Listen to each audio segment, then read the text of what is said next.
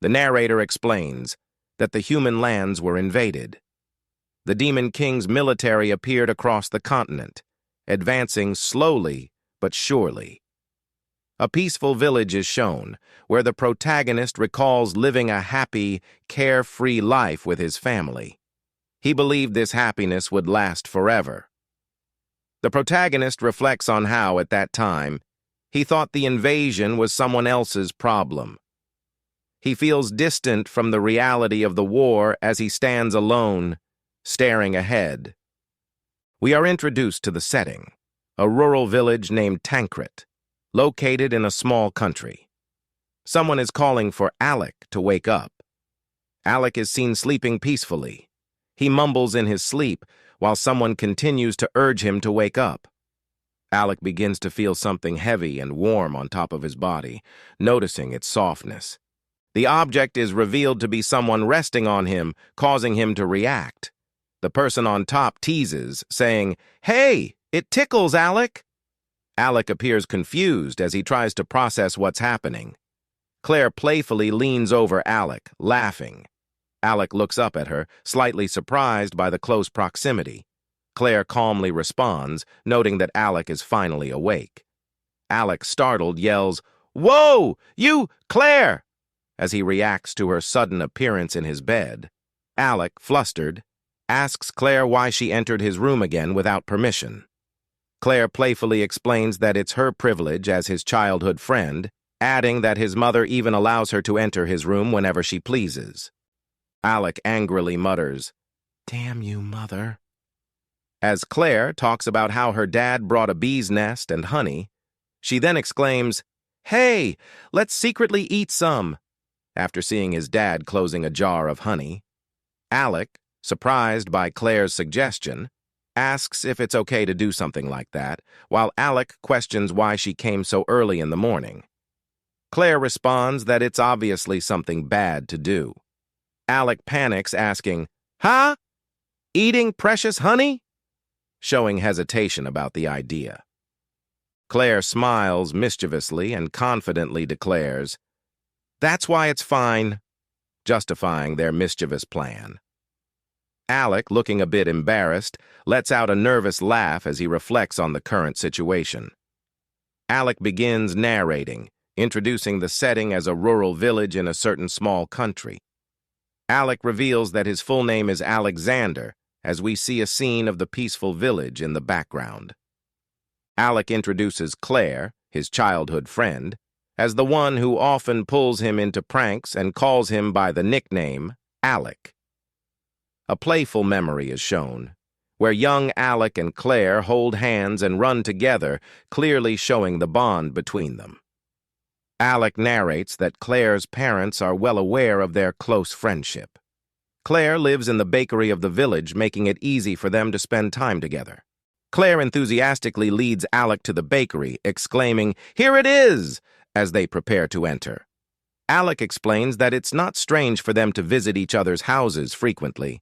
Claire's mother greets Alec with a warm, "Welcome, Alec," as the two friends enter the bakery. Sitting together, Claire and Alec enjoy a meal, with Alec cheerfully thanking her mother, saying, "Thanks for the food." Claire adds a cute "hey," while they marvel at how delicious and amazing the food is. The scene shifts to a large honey bowl of liquid as both Alec and Claire look on in awe, exclaiming, "Oh!" Cedric, standing imposingly at the entrance, asks, "Hey, you guys, is the honey delicious?" Alec and Claire freeze, realizing they've been caught. Alec and Claire, with happy expressions, call the honey the forbidden flavor and the best, desperately trying to hide their guilt. Cedric, laughing menacingly, crosses his arms and watches them, saying, I see, ha ha ha." Alec stammers, "Da! Cedric-san," as he and Claire realize they're in trouble, fear evident on their faces. Both Alec and Claire, faces covered in honey, nervously try to explain, with Claire saying, You see, this is a misunderstanding," while Alec apologizes, Sorry for intruding." Cedric screams, "You idiots!" in a fit of rage, as Alec and Claire run away in fear, trying to escape his wrath. Alec narrates that Cedric's knuckles are extremely effective, recalling how many times he and Claire have been scolded. Alec reflects on how delicious the honey was, but regrets how things have gone terribly wrong. Claire's eyes light up with excitement as she says, "I heard red feather grass soup can make you lose hair." She suggests pulling out the village chief's hair, leaving Alec horrified. Claire teases Alec, "Then you don't want to do it?" Alec, with a determined look, responds, "I'll do it," stating that it's interesting precisely because it's bad. Excitedly, Alec and Claire shout, "Let's go pick some red feather grass," as they run off, clearly eager to carry out their mischief. Two women watch Alec and Claire interact. One of them remarks, "Oh my, Alec and Claire, you're getting along great today." The other one adds, "Be careful." A villager notices them and asks, "Hey, you two, where are you going with such big bumps on your head?" Alec answers cheerfully, "To pick red feather grass." A man, looking weary, senses trouble and mutters, "Well, it feels like another big incident is about to happen." Alec reflects on the peaceful yet slightly exciting life in the village, expressing his love for this balance. Alec continues to narrate, appreciating the ability to live peacefully with everyone in the village. Claire and Alec are seen running off together, heading toward their next adventure. Someone shouts, "You two!" trying to catch their attention. A group of villagers wave them off with a smile, calling out, "Come back safely," as Alec and Claire run out of the village. Alec and Claire briefly turn around, glancing back at the villagers before fully committing to their mission. Alec and Claire enthusiastically wave and shout, "We're off!" as they set off on their new adventure, full of excitement and energy.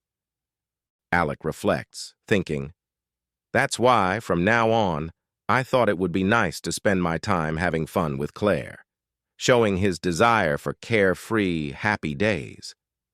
Under a night sky with a glowing moon, Alec concludes his thoughts with, "That's what I really thought," indicating a sense of nostalgia, or perhaps foreshadowing a change in their carefree life.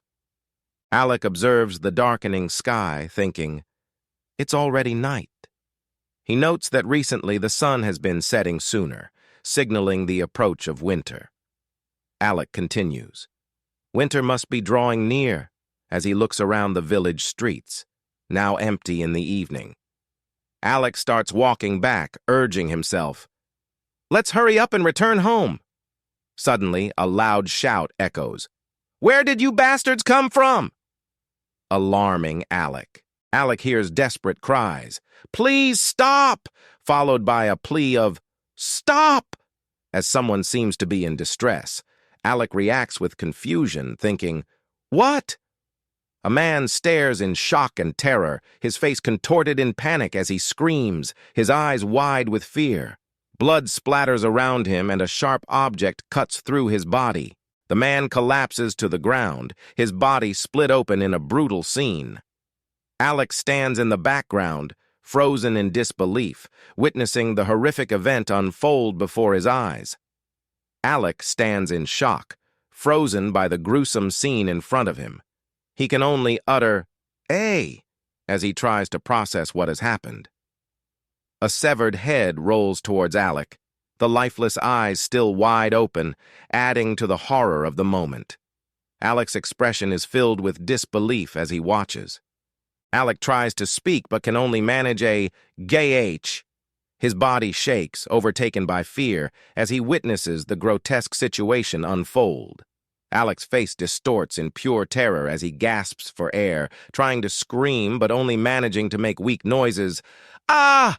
Ah!" Alec pants in terror as he looks around desperately, trying to call out for help, muttering, "Someone." Peering through a window, Alec sees a horrific scene inside, a room splattered with blood. Two people lie lifeless, one slumped against the table, while another reaches out as if for help before death claimed them. The grotesque sight inside overwhelms Alec, and he stumbles backward, gagging violently. "Ah!" escapes his mouth as he struggles to process the carnage he has just witnessed. The room inside is drenched in darkness, with a smear of blood across the walls. The lifeless bodies are strewn about, leaving a chilling and grotesque image of sudden death. Alec's mind races as he realizes someone was killed. The reality of the violent scene is sinking in, leaving him horrified and unable to comprehend the scale of the violence. Alec, coughing and struggling to breathe, gasps out, "Everyone! Why?" as he tries to comprehend the horrific events happening around him. Alec coughs again, trying to get control of himself. "I smell smoke," he thinks, beginning to notice the scent of burning in the air. He wonders, where is it from?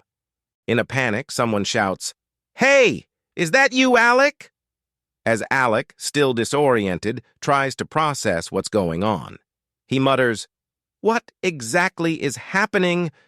before another voice urgently commands, "Okay, listen to me, Alec." Alec sees a figure in the distance yelling, "Hurry up and run! What are you doing?" The urgency of the situation intensifies. Alec's eyes widen in fear as he suddenly realizes, it's the Dark Clan. His shock is palpable as the full gravity of the situation hits him. The scene shifts to show a monstrous army. Various grotesque creatures, including orcs and goblins, wield weapons ready to destroy. The narration begins, "Right now, this village..." A wide shot of the village shows villagers fleeing in terror as the chaos of the invasion begins to unfold. The atmosphere is filled with dread. The narration completes, revealing the terrifying truth: is being attacked by the Demon King's army. The villagers' desperate attempts to escape are juxtaposed with the advancing monstrous forces, setting the stage for a brutal confrontation. A man urgently grabs Alec, saying, "The west side of the village is already done for. That side has ogres and goblins roaming around." Alec, still processing the words, repeats in disbelief, "Demon King? Army?" The man continues, instructing Alec, "Run away using the path up ahead." Alec, looking determined, breaks away and begins to run as the man shouts, "Hey, wait!" Alec, now in a state of panic, shouts back, "What are you saying? That side is where Claire's and my house is?" His thoughts turn to his family. Father, mother. As he sprints towards danger, Alec's mind races as he calls out in desperation, "Claire!" While the urgency of the situation grows more intense with every step he takes. Alec screams in agony, "No! Dad!" as he sees a devastating scene in front of him. His face shows pure terror and disbelief. Alec stares in shock as he sees the body of a man on the ground. His voice falters. "Is that Cedric-san?" Cedric's lifeless body lies sprawled on the ground, clearly having been slain. Alec is frozen, realizing the extent of the destruction, with goblins surrounding the area. Alec watches as Claire is being dragged by ogres. She tries to fight back, screaming, "No! Stop! Stop!" as they pull her away. Claire winces in pain as the ogres manhandle her, grabbing her roughly. One of them smirks cruelly, watching her struggle. She shouts, "Ah! It hurts!"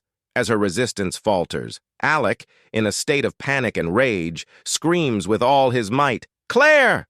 His face is filled with fear and desperation as he watches the horrific scene unfold. Claire, lying on the ground, her eyes wide with fear and exhaustion, faintly calls out, "Alec!" Her weakened voice barely audible as she pleads for help. Surrounded by goblins, Claire is on the ground next to Cedric's lifeless body. One goblin places its hand on her as the others look on, menacingly. In her final plea, Claire whispers, "Save me." Alec, in a furious rage, yells, "Damn it!" as he charges forward, gripping a pitchfork, determined to save Claire. As Alec runs toward the goblins holding Claire, he screams, "Go away, goblins!" His face shows a mix of desperation and anger. Alec continues his attack, swinging his pitchfork with all his might and shouting, "Take your hands off!" His eyes are full of rage as he tries to fight off the monsters. One of the goblins on the roof prepares to shoot an arrow at Alec. Meanwhile, Alec remains focused on his charge, unaware of the danger. Just as Alec approaches Claire, his eyes widen in shock as an arrow comes flying toward him. The archer's arrow is aimed straight at Alec, who is caught off guard. An explosion of debris occurs as someone is thrown back, with Alec shouting, "Ooh-ah! Ah!" The impact is violent, and the scene is chaotic as the attack sends them flying. Alec, dazed and injured, is in the arms of his mother. He looks confused and groggy, muttering, "Ugh! What?" as he tries to grasp what just happened. His mother calls out to him gently, "Alec?" Alec's mother, clearly injured but concerned, asks, "Are you all right?" Alec is stunned to see her alive. Overcome with emotion, Alec grabs onto his mother and exclaims, "Mom!" Tears well up in his eyes as he reassures her, "I'm okay." Mom, embracing her tightly, grateful for her presence. Alec pleads desperately, "Please, let's save her! Claire is over there!" His voice is filled with urgency as he tries to convince his mother to help. Alec's mother struggles, grimacing in pain as she replies with effort, "Ugh!" Alec can't believe what's happening and questions, "Mom!" Alec's mother suddenly starts running, her feet moving swiftly as she attempts to leave, determined but without explanation. Alec watches his mother struggle to carry him. He is confused and shocked, thinking, "What?" As Alec's mother runs, voices shout after her, "Where are you going? She's not over there! Return! And return already!" Alec, still processing everything, mutters to himself, "That's right, what about Father?" as he's torn between saving Claire and understanding his mother's actions. Alec clings tightly to his mother, and she whispers softly, "Alec," as she embraces him, her words filled with warmth despite the situation. Alec's mother speaks her final words, "You have to live," as she begins to collapse, urging Alec to survive. A brutal and devastating moment occurs as multiple arrows pierce through Alec's mother, causing Alec to scream in horror, "Mom!" He watches helplessly as his mother is struck down, still holding him tightly. The scene shows Alec's mother's face, her last breath leaving her as the arrows have fatally wounded her, symbolizing her ultimate sacrifice for Alec. A loud, maniacal laugh fills the air. "Ah ha ha ha ha," as the enemy taunts Alec and those nearby. The chaotic and mocking laughter echoes, heightening the tension. A sinister figure shouts, "Now run, you maggots, and tell your master," with a wide, cruel grin, reveling in the destruction they've caused. The figure is filled with malice and seems confident in their victory. The enemy taunts further, saying, "We will wait right here and face you any time." The statement is full of arrogance as they mockingly challenge any resistance. A group of shadowy figures stands in the distance, waiting and ready, their silhouettes emphasizing the ominous atmosphere. The villains stand tall, unafraid, as the battlefield stretches before them. Alec's face is filled with overwhelming rage and grief. Tears stream down his face as his eyes widen in pure fury and he screams, "I'll kill." Alec's anger grows more intense and he declares, "I'll kill every Dark Clan member." His determination is fierce, filled with hatred for the ogres, goblins, and night elves who have brought this devastation. Alec's internal monologue reveals his resolve. "No matter how many years pass, even if I have to throw everything away." His heart is now consumed with vengeance as he vows to take down every enemy responsible for this tragedy. A somber, rainy forest scene appears, marking a significant passage of time. The atmosphere is heavy as the text states, "This was what happened 20 years ago." Reflecting on the past, the narrator admits, "Compared to my comrades in the military, it would be easier to rank me from the bottom. The narrator concludes, "That was the beginning. Leaving out how I tempered myself, I have become strong," hinting at the arduous journey they have undergone over the past 2 decades. The narration pauses with, "Though I say that," as if considering the growth that has occurred since. A determined, heroic figure looks forward, stating, "The me now is a full-fledged hero," indicating his transformation over time. The narrator adds, "I'm hanging on a dragon," showing the character's current situation as part of his heroic journey. As the scene unfolds, the narrator reflects, "Today, hanging together with my comrades in this chilly sky, signaling that they are in the midst of a battle, likely riding dragons alongside his comrades." The character holds on to a rope or reins, shouting, "Goo!" as they are tossed around by the motion, displaying both action and intensity. A large dragon is flying through the sky, and the dialogue indicates an intense mission as someone states, "We will be attacking the demon race's headquarters." A concerned voice shouts, "Hey, Alec, are you alive?" as the dragon flies forward at high speed, signaling Alec's struggle to stay in control during the flight. Alec replies, "I know," acknowledging the danger as he braces himself for what's coming. Another voice, filled with sarcastic relief, exclaims, "I'm glad. Falling to death right before arriving at the Demon King Castle wouldn't even be a funny story." This shows both the danger of their mission and the high stakes they are facing. A squadron of dragons flies through the sky. The characters riding them hold on tightly as one of them yells, "Ah! Somehow!" indicating the intense challenge of maintaining control while flying. The mission is clearly named as the Strategy to Attack the Demon King Castle, emphasizing the critical and climactic nature of the mission at hand. The narrative voice explains, "To end the long war with the Demon King's army, this is the measure the Alliance of Humanity is executing, setting the scene for the grand strategy being deployed." A soldier narrates their attack plan against the Demon King. He explains that their strategy is to attack the Demon King's castle from the sky with the help of a white dragon that deserted from the Demon King's army. A drawing shows the attack strategy, humorously describing how they plan to beat the Demon King personally. Another soldier explains that everyone participating is a volunteer soldier, emphasizing their commitment. The narrator reflects on the group being survivors who didn't fall into despair despite their circumstances. A soldier firmly holds the rope, determined and focused on their mission. The soldiers are shown in action, hanging from the ropes as they prepare to storm the Demon King's castle. The soldier spots the Demon King's castle in the distance, exclaiming, "I see it!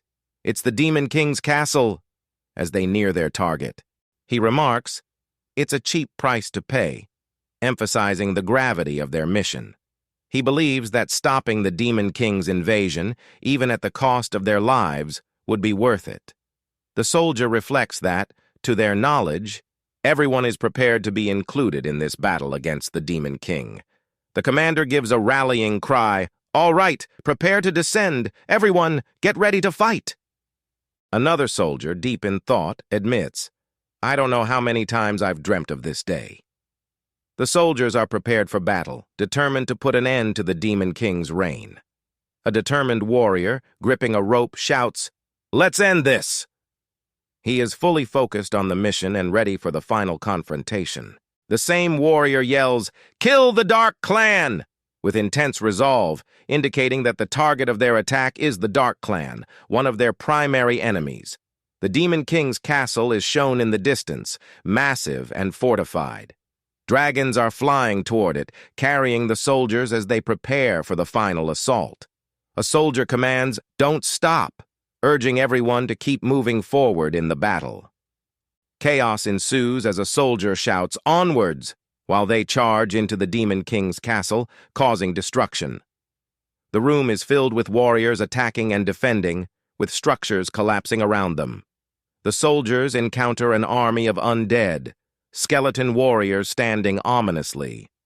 A soldier panics, exclaiming, "Undead!" realizing the overwhelming enemy force. A concerned soldier says, "Damn it, There's too many guards, expressing their fear as they face the sheer number of enemies. A warrior holds up a glowing staff, casting a spell, shouting, "O God of light, let us see clearly," as they unleash a powerful holy light to fend off the enemies. The holy light destroys the undead enemies, disintegrating their skeletal figures. A soldier, visibly relieved, exclaims, "It's holy magic! You saved us!" The priestess calmly states, "Let's hurry. The throne room should be just a—" but is interrupted by a sudden danger. A close-up of a warrior's terrified face as they realize they are facing a monstrous foe, their eyes wide with shock. The silhouette of a fearsome monster is shown, raising its weapon to strike. Reinforcements arrive with a soldier shouting, "Reinforcements!" as the doors open and enemies pour in. A soldier reacts in panic, stating, "That's too quick," as the reinforcements approach at an alarming speed. Hero Alexander looks on, surprised and frustrated by the quick arrival of the enemy forces, muttering, "Shit." A fellow soldier yells, "Hero Alexander!" trying to draw his attention to the escalating situation. Alexander's ally tells him, "You go on ahead. I'll buy some time for you," taking responsibility for holding off the reinforcements. Alexander looks back with a mix of concern and determination as his ally urges him to go. A character determinedly declares, "I will kill the Dark Clan," as they run towards their goal. A visual of their determined charge under large arches, showing the urgency in their movement. Black, mysterious visual transitions show an eerie and suspenseful passage, leading to an important confrontation. A close-up of Alexander's sinister and intense face, surprised but focused. The character says, "How surprising. I didn't think anyone would make it this far." A character with an intense gaze says, "So you're the Demon King?" Their eyes are filled with determination and rage. A downward shot reveals the imposing figure of the Demon King from behind, emphasizing his size and power. The Demon King sits confidently on his throne, exuding authority as he responds, "Indeed." The Demon King, in a close-up shot, firmly declares, "I am the one called the Demon King." His expression is stern and menacing, underscoring his dominance. The Demon King stands tall, his figure radiating overwhelming power. He declares, "I am Demon King Goldgias Olgi," as waves of energy pulse from him. The full title of the Demon King, Goldgias Olgi, is revealed in bold, with the immense force of his power sending shockwaves across the battlefield. This page serves as a striking introduction to the Demon King's true name and power, intensifying the stakes of the confrontation. Alec charges toward the Demon King, but his body is straining under the immense pressure. He grits his teeth, feeling the overwhelming presence. Alec acknowledges the terrifying strength of the Demon King, but he refuses to retreat. "Retreating here is not an option," he declares, driven by determination. Alec invokes his strength, calling on the holy radiance to guide him as he prepares for a final strike. Standing tall and ready for battle, Alec challenges the Demon King head-on, screaming, "Come on, Demon King!" Alec and the Demon King lock eyes, each brimming with intensity as they prepare for their climactic clash. Alec charges toward the Demon King, sword raised, while the Demon King prepares to meet the strike with his own massive weapon. The Demon King makes a swift move, swinging his weapon with immense power. Alec stays focused, bracing for impact. The two warriors clash with such force that the ground shatters beneath them, creating shockwaves of destruction. Alec charges toward the Demon King, launching a powerful attack with his sword, aiming for a decisive strike. The Demon King swiftly blocks Alec's strike with his shield, showing his immense strength. Alec prepares for another strike, gathering his energy for the next blow, while the Demon King smirks confidently, unfazed. Alec raises his sword high, poised to bring it down with full force. The Demon King grins, clearly in control of the situation, as he prepares his counterattack. Alec charges toward the Demon King with all his might, a look of determination in his eyes. Alec prepares to strike the Demon King, pushing forward with his sword ready for attack. Alec, in his mind, sees a vision of Claire, smiling at him and encouraging him to continue the fight. She says, "Come on, Alec." Alec grips his sword tightly, drawing strength from Claire's words and his memories. Alec unleashes a powerful slash, while the Demon King reacts with a dark, monstrous energy swirling around him, preparing to retaliate. Alec, in the midst of battle, whispers Claire's name, fueled by the vision of her encouragement. Alec swings his weapon with full force toward the Demon King, his face full of intensity as he commits to the attack. The Demon King, despite the attack, grins wickedly, confident and unbothered by Alec's attack. Alec brings his weapon down, aiming to strike with everything he has, refusing to back down in this critical moment. The Demon King's maniacal expression becomes more pronounced as he eagerly anticipates Alec's next move. Alec reflects on how hard he trained to become a hero, mentioning that he tried his best ever since the day he began his journey. Alec and the Demon King clash in a fierce battle, both of their forces creating a massive whirlwind from the impact, showing the intensity of their battle. Alec reminisces about a simple and touching moment, recalling the time he and Claire made bread together for the first time. The memory of her smile seems to give him strength. The flashback continues. Alec's father smiles warmly, remarking that though the bread was imperfect, it was still delicious, a symbol of the bond between them. Alec reflects on whether it's strange that he's thinking about his loved ones' faces in the heat of battle. He seems to draw motivation from these memories as he faces the Demon King. Alec and the Demon King are locked in a ferocious clash. Their weapons create a chaotic storm of blades and debris as the fight intensifies, each blow delivering immense power. Alec expresses that something about this moment feels familiar, as though this battle was a significant culmination of all his struggles and memories. A blurred, almost ethereal figure appears, symbolizing Alec's ultimate resolve. He feels as though this climactic moment is connected to everything he's fought for, merging the past with the present. The memories of his family give Alec the will to continue the fierce battle against the Demon King. Alec reflects on his life as it flashes before his eyes. The battle has taken a toll, and he's struggling to hold on. The Demon King taunts Alec, saying he had fun fighting the hero, but Alec is clearly suffering as he's being held by the throat. He grits his teeth, trying to endure the pain. A shadowy figure of the Demon King further mocks Alec, acknowledging that Alec did well for a weak human, but his victory seems inevitable. The Demon King, now up close, smirks menacingly, commenting that Alec's soul seems delicious, relishing the idea of devouring him.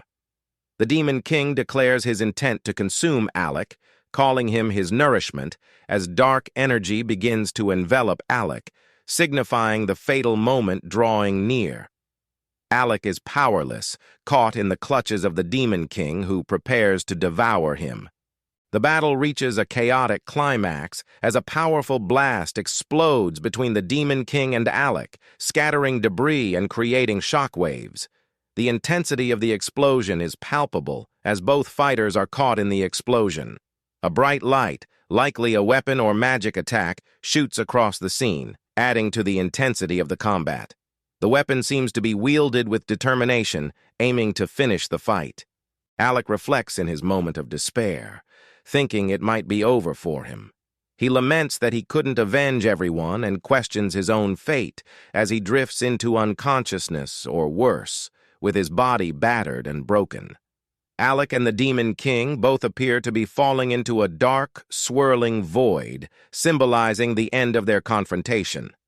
Alec is resigned to his failure as the dark force overwhelms them both. Another text box clarifies that he is the king of the Dark Clan, reaffirming his fearsome status within this world. The narrator states the Demon King's full title, Demon King Goldgias, as we see him standing menacingly above, marking his dominance. The Demon King begins a chilling proclamation. "You, with my own hand."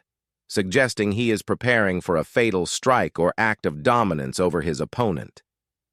He panel goes completely black, symbolizing impending doom or a deep sense of foreboding, as if the weight of the Demon King's next actions is going to plunge the scene into darkness. A girl, who appears innocent and calm, is floating amidst an empty void surrounded by blackness and clouds of light.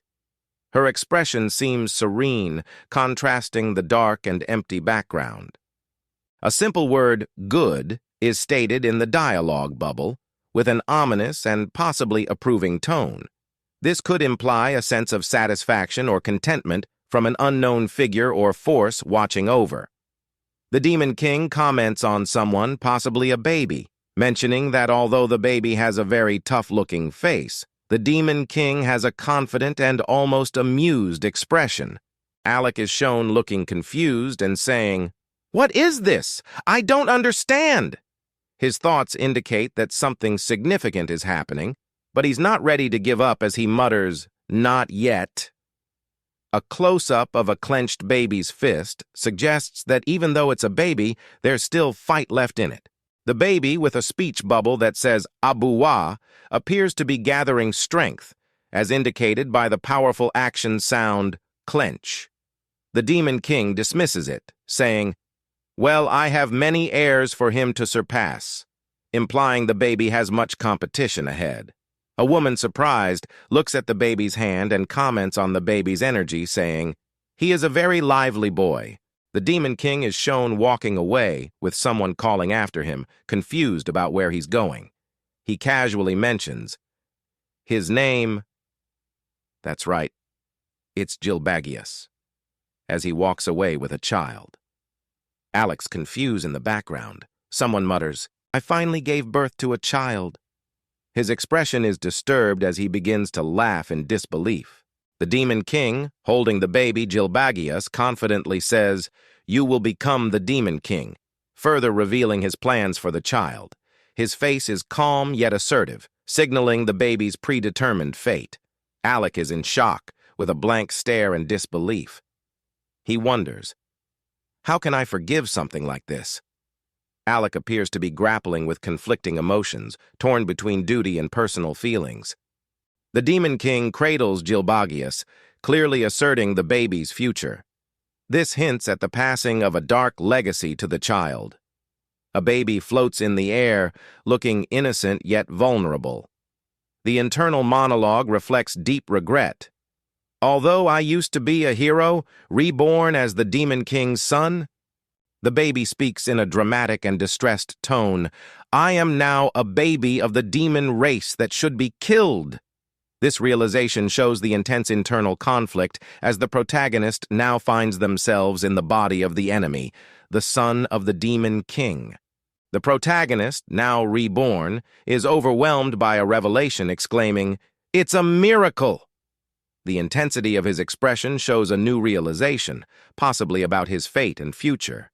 A figure stands at the edge of a cliff, with bright light shining above, as the protagonist declares, "My destiny is not over yet."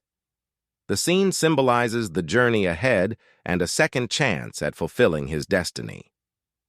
Determined and resolute, the protagonist vows, "This time, Demon King, I will kill you." He sees this moment as the best opportunity to finally exact his revenge. His fierce determination is contrasted against the power of his past life. "Born with the body of the demon race, I will destroy the rest of the demon race." With the infant's hand near his face, the protagonist promises, "With my own hands, I will carry out."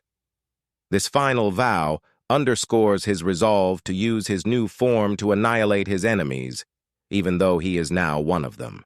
The panel focuses on the infant protagonist, who now holds the memories of his former life as a hero. His eyes are determined, with a clenched fist showing resolve. Behind him, a fierce image of his former self as the hero looms, representing his inner strength and commitment to exact revenge. The words, "humanity's revenge until the end," emphasize his unwavering determination to fulfill his mission. Despite now being in the body of the enemy, the Demon King's son.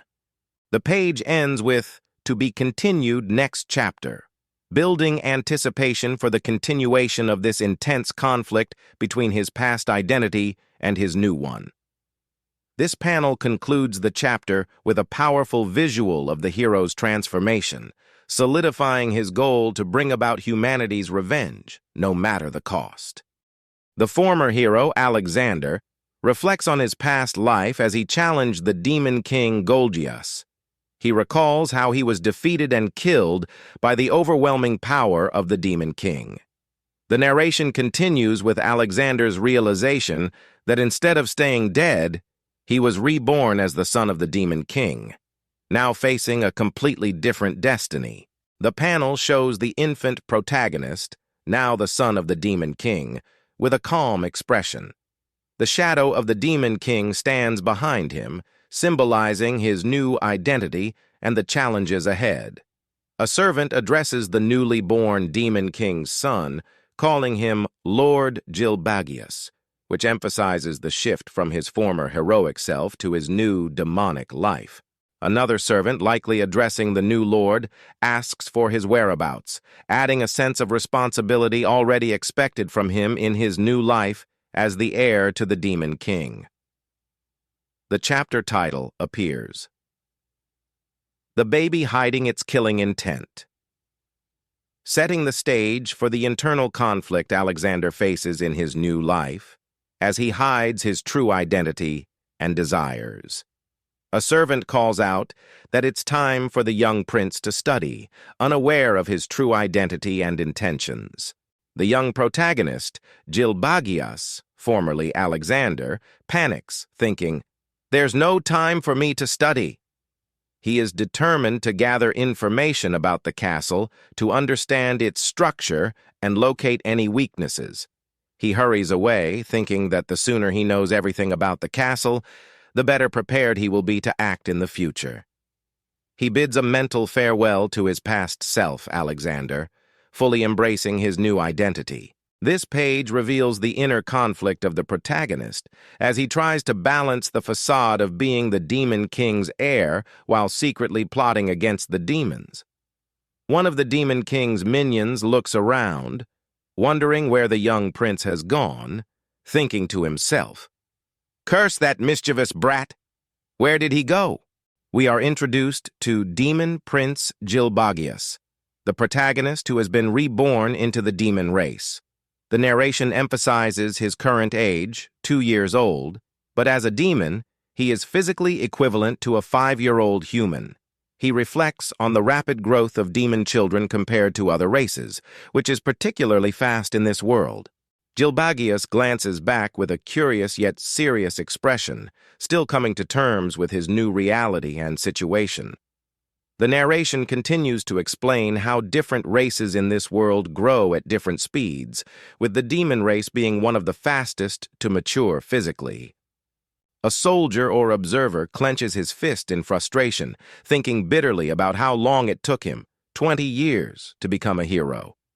He curses the demon race for being so blessed, envious of their rapid development. The protagonist, Gilbagius, expresses his frustration, cursing the demon race, declaring he cannot forgive them for his current situation. A humorous depiction of Gilbagius as a baby, showing his daily activities of crying, sleeping, and feeding. His mental strength is being tested, as he's fully aware of his predicament.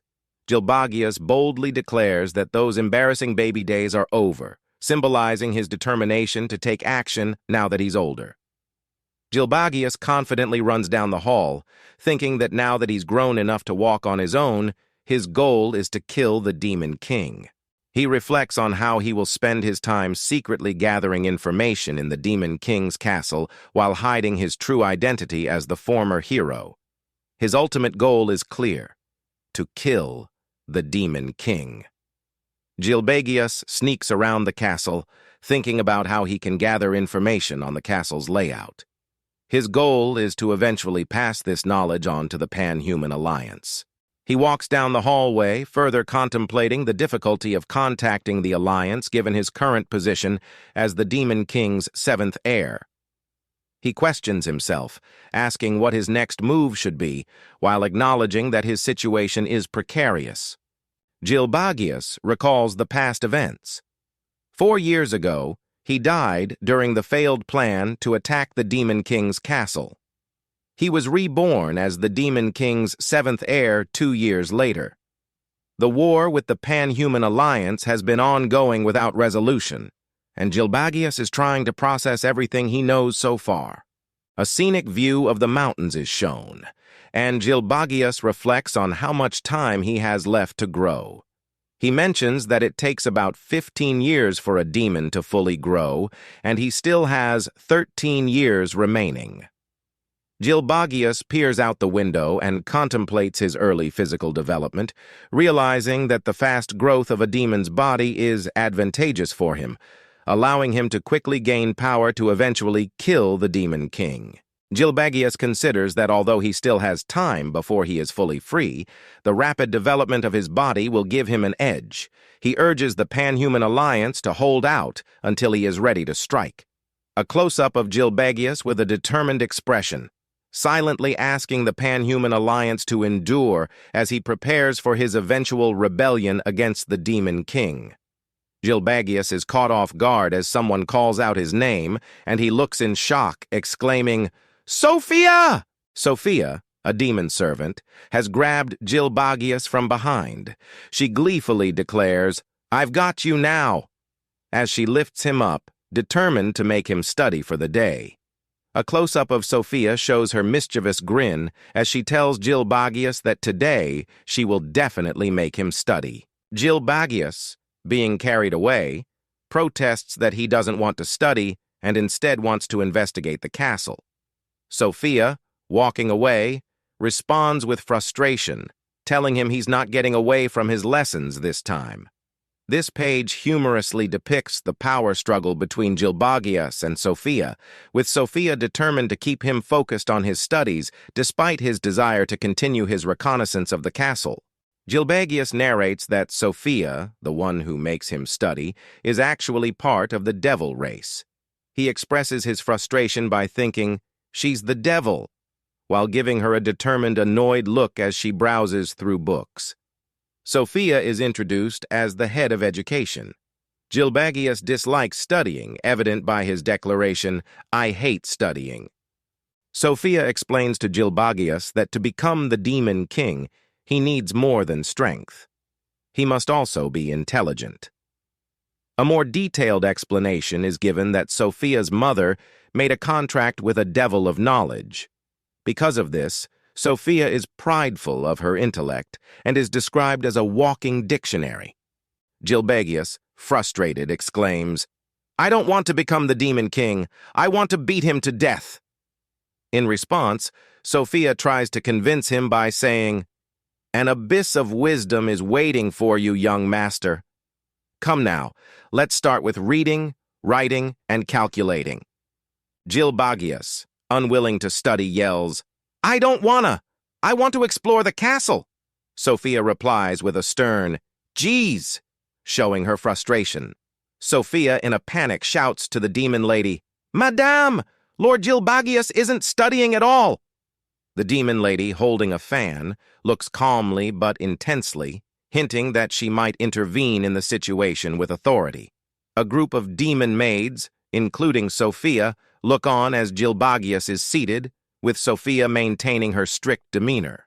Gilbagius is sitting on what is labeled as the seat of reflection, which is described as uncomfortable and hurts your butt. Sophia stands in the background with other demon figures, likely overseeing his punishment. Gilbagius reflects on his situation, thinking, "She tattled on me," likely referring to Sophia reporting his behavior. He's visibly uncomfortable, thinking, "My butt hurts," while he sits on the punishing seat. The demon lady, sitting calmly with her fan, says, "Get a hold of yourself, Gilbagius." Gilbagius responds, defeated, "Yes," complying with the punishment. Gilbagius recalls his mother, Platifia Reiju, 7th queen consort, saying that she heard when the first prince, Iogrias, was just 3 years old, he had already mastered reading, writing, and calculating. Plataphia continues, stating that Iogrias's mother would constantly brag about her son, making her comments repetitively, with Gilbagius reacting to the pressure. Plataphia, with a sharp look, demands Gilbagius to surpass Iogrias, saying, "I will be troubled if you don't learn faster than that guy." A blackened image of Gilbagius appears as Plataphia commands him to become the Demon King, adding more weight to her expectations. A close-up of Gilbagius, nervously uttering "Mother," as he faces the pressure of becoming the next Demon King. The scene zooms out, showing Plataphia in an authoritative position, with Gilbagius sitting distanced from her, reflecting on her overwhelming expectations. Gilbagius expresses his determination, stating his goal is not to become the Demon King, but rather to kill the current Demon King. Plataphia looks at Gilbagius with a serious expression, calling him a stubborn child, while she contemplates his request. Plataphia concedes, offering an exception. Gilbagius can avoid studying if he wins in a fight against Sophia. A surprised Sophia reacts enthusiastically, asking if she can really participate in the fight, while Gilbagius seems confused by this sudden challenge. Plataphia calmly asserts that this condition is non-negotiable, further raising the stakes for Gilbagius. Plataphia gives the condition to let Sophia fight Gilbagius, but warns her to avoid inflicting serious injuries, saying that minor bruises are fine. Sophia confidently declares herself as the devil of knowledge, assuring Gilbagius that she can master anything, including combat. Gilbagius hesitates, wondering aloud if this situation is acceptable, reminding everyone that he is a demon prince. Sophia brags about her ability to replicate any combat style, adding more pressure on Gilbagius as she exudes confidence. Sophia wonders if Gilbagius's education has progressed enough, giving a sly look. Gilbagius, slightly annoyed, is confronted with Sophia's mocking expression, calling him a mediocre devil. Sophia enthusiastically announces that it's time to study.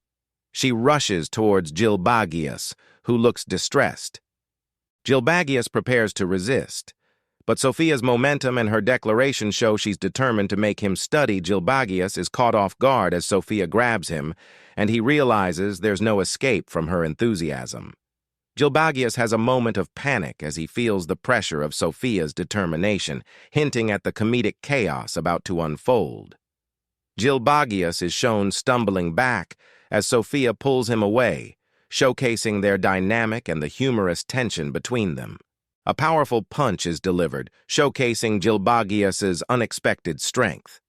The impact creates a dynamic effect, emphasizing the force of his move. In the background, Sophia observes the action with a surprised expression, her hands up in response to Gilbagius's punch. Gilbagius, looking slightly bewildered, catches his breath after executing the move. Sophia excitedly praises Gilbagius, calling him young master and expressing approval of his actions despite her initial shock. Sophia curiously inquires about Gilbagius's source of knowledge regarding the movement he just performed, highlighting her interest in his skills and setting the stage for a deeper exploration of his abilities. Gilbagius is shocked after his unexpected demonstration of martial arts skills. He realizes he might have exposed more of his capabilities than he intended, thinking, "I've done it now." Sophia is also in shock, her hands raised in a defensive stance, as she processes the unusual nature of the technique Gilbagius performed, thinking, "This kind of martial arts movement doesn't exist for the demon race." Gilbagius shows the source of his military skills. He explains he learned the move while watching a demonstration at the military training grounds. A close-up of Alec intense expression, annoyed of Sophia's abilities. Gilbagius is thinking, "This guy." Gilbagius explains that he used the general martial arts that the Holy Church trained humans to use. Plataphia responds, pointing out that it's different when learned through observation, and that not everyone can replicate movements perfectly just by watching, referring to Sophia's exceptional ability. Sophia has a moment of realization and agrees with Plataphia's statement, exclaiming, "I see! That is certainly true!" Platifia then instructs Sophia to cease using the martial arts unbefitting of the demon race and orders her to switch to the honorable martial arts of their kind. Sophia enthusiastically responds, "Yes," indicating her readiness to comply with Platifia's command. Sophia, now fully engaged and ready for action, charges toward Gilbagius with determination, saying, "Well, here I come." The fight between them is about to begin. Gilbagius is worried about exposing human martial arts to the demons around him. He thinks about how members of the Dark Clan in the room could become suspicious if they recognize unarmed combat techniques that were used against humans. A close-up of Sophia's face shows her serious demeanor as she prepares for the fight. Gilbagius reflects on how Sophia is a fast learner and could pick up on human techniques the more she fights. The panel shows several onlookers, including demons from the Dark Clan, watching the fight. Their expressions indicate their interest in what's unfolding. Gilbagius begins to panic, thinking about how exposing the human fighting style would give Sophia an advantage and wonders what he should do next. His inner turmoil is shown as he is torn between protecting his secret and defending himself. In a burst of panic, Gilbagius exclaims, "What do I do? Ha!" indicating his inner conflict and the intensity of the situation. Sophia cheerfully comments, "Ah, you can finally study," while Gilbagius, clearly frustrated, slams his head onto the desk thinking, "You devil!" Gilbagius, with a beat-up face, thinks about his situation, realizing it would be bad if others thought he couldn't read or write. He quickly decides to show everyone that he can handle it. Sophia introduces the subject for the day, stating, "So this is what we're studying today," as Gilbagius prepares himself at the desk. A close-up of a page reveals the demon race alphabet, which Gilbagius struggles to recognize. In a dramatic and panic-filled panel, Gilbagius exclaims internally, "I don't know this," realizing that the demon writing is completely foreign to him. Gilbagius is bombarded with Sophia's enthusiastic teaching as she explains the demon race alphabet and its phonetic symbols. Gilbagius, lost in thought, has a flashback of his past life where he is being scolded by his father, who is trying to teach him as well. The memory caption reads, "Memories of the past," while his father says, "Call me father," to which Gilbagius responds, "Ouch! Don't hit me, old man." Gilbagius laments internally, saying, "It's a nightmare," as Sophia continues her explanation of the alphabet in the background. He is clearly overwhelmed by both his past and present situations. A dramatic shift in the scene shows a large building, likely a church, as Gilbagius thinks to himself, "Demons, as I thought, I can't forgive you." The narration recounts the tragic event where the Demon King's army attacked the village. The speaker's mother desperately ran to the next town, entrusting them to a church, but she was already poisoned by Night Elf's arrows, and she eventually stopped breathing. The scene shifts to a graveyard, where the speaker kneels before a gravestone. He reflects on hearing later that he was the only one who survived the attack on his village. The narration recounts the tragic event where the Demon King's army attacked the village. In a solemn vow, the speaker declares, "I will slaughter the Demon King army," while placing flowers on the grave. The speaker recalls how they carried that thought with them when they volunteered to become a soldier and later underwent extensive training before being sent to the Holy Church. The narrator recounts how they obtained the holy element required to become an adult, reflecting on their training and growth. We see a scene of the speaker kneeling in front of what appears to be a church or religious structure. The narrator describes how, day after day, they tempered themselves, engaging in combat and training. The panel depicts a sparring scene with the speaker wielding a sword. A commanding figure is seen shouting out orders or giving instructions in a large training yard with soldiers in the background. The speaker looks back over his shoulder, sweating from exertion, appearing tense. In a more somber moment, the speaker recalls receiving devastating news. "I received news that my country fell." The panel shows the speaker in contemplation, gripping his arm in distress. The speaker reflects on how, while they were occupied with their daily training routine, they lost something important once again. A serious-looking man is seen sitting deep in thought. The narrator shares the painful memory of how even the final fortress, one that should never have fallen, was taken by the Demon King's army. The panel shows the speaker's pained face, upside down, possibly indicating a moment of defeat. A flashback to the speaker's past shows images of his family, reminding him of what he lost. He recalls the words, "My country was," and the haunting fact that he has not yet reclaimed the land where their bodies rest. The speaker expresses his determination not to lose his final chance this time, vowing to kill the Demon King. The word faster repeats as the speaker urges himself on, pressing to move quicker, driven by both loss and resolve. Gilbagius wakes up suddenly, shocked and wide-eyed as he feels something strange. Gilbagius rustles in bed, still confused about what is happening. He touches his hand and notices it's wet, with blood marks covering his palm. Gilbagius realizes it is blood, soaking not only his hand, but also his pillow. The shock of the situation dawns on him as he freaks out. Gilbagius cries out in panic, noticing the blood flowing from his head. He frantically looks around, realizing his pillow is soaked in blood as well. Sophie knocks on the door and greets him with a casual, "Good morning," as if nothing is wrong. Further amplifying the absurdity of the situation, Gilbagius is shocked, covering his forehead with his hand as he witnesses something incredible happening. A powerful energy or explosion bursts out, sending shockwaves across the room. Gilbagius is thrown backward from the force, as dramatic action lines emphasize the intensity of the event. Sophia's face is shown in a close-up, looking intrigued and slightly amused as she asks, "Oh my, did you see it?" Her expression hints at both surprise and satisfaction, as if testing Gilbagius. This page features a full-body shot of Sophia, confidently standing with one hand raised in a gesture of power.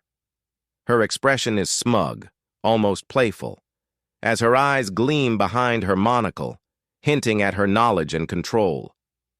Her hair flows dramatically with energy swirling around her, emphasizing her mastery as the devil of knowledge. The panel highlights her dominance in both intellect and ability, reinforcing her formidable presence.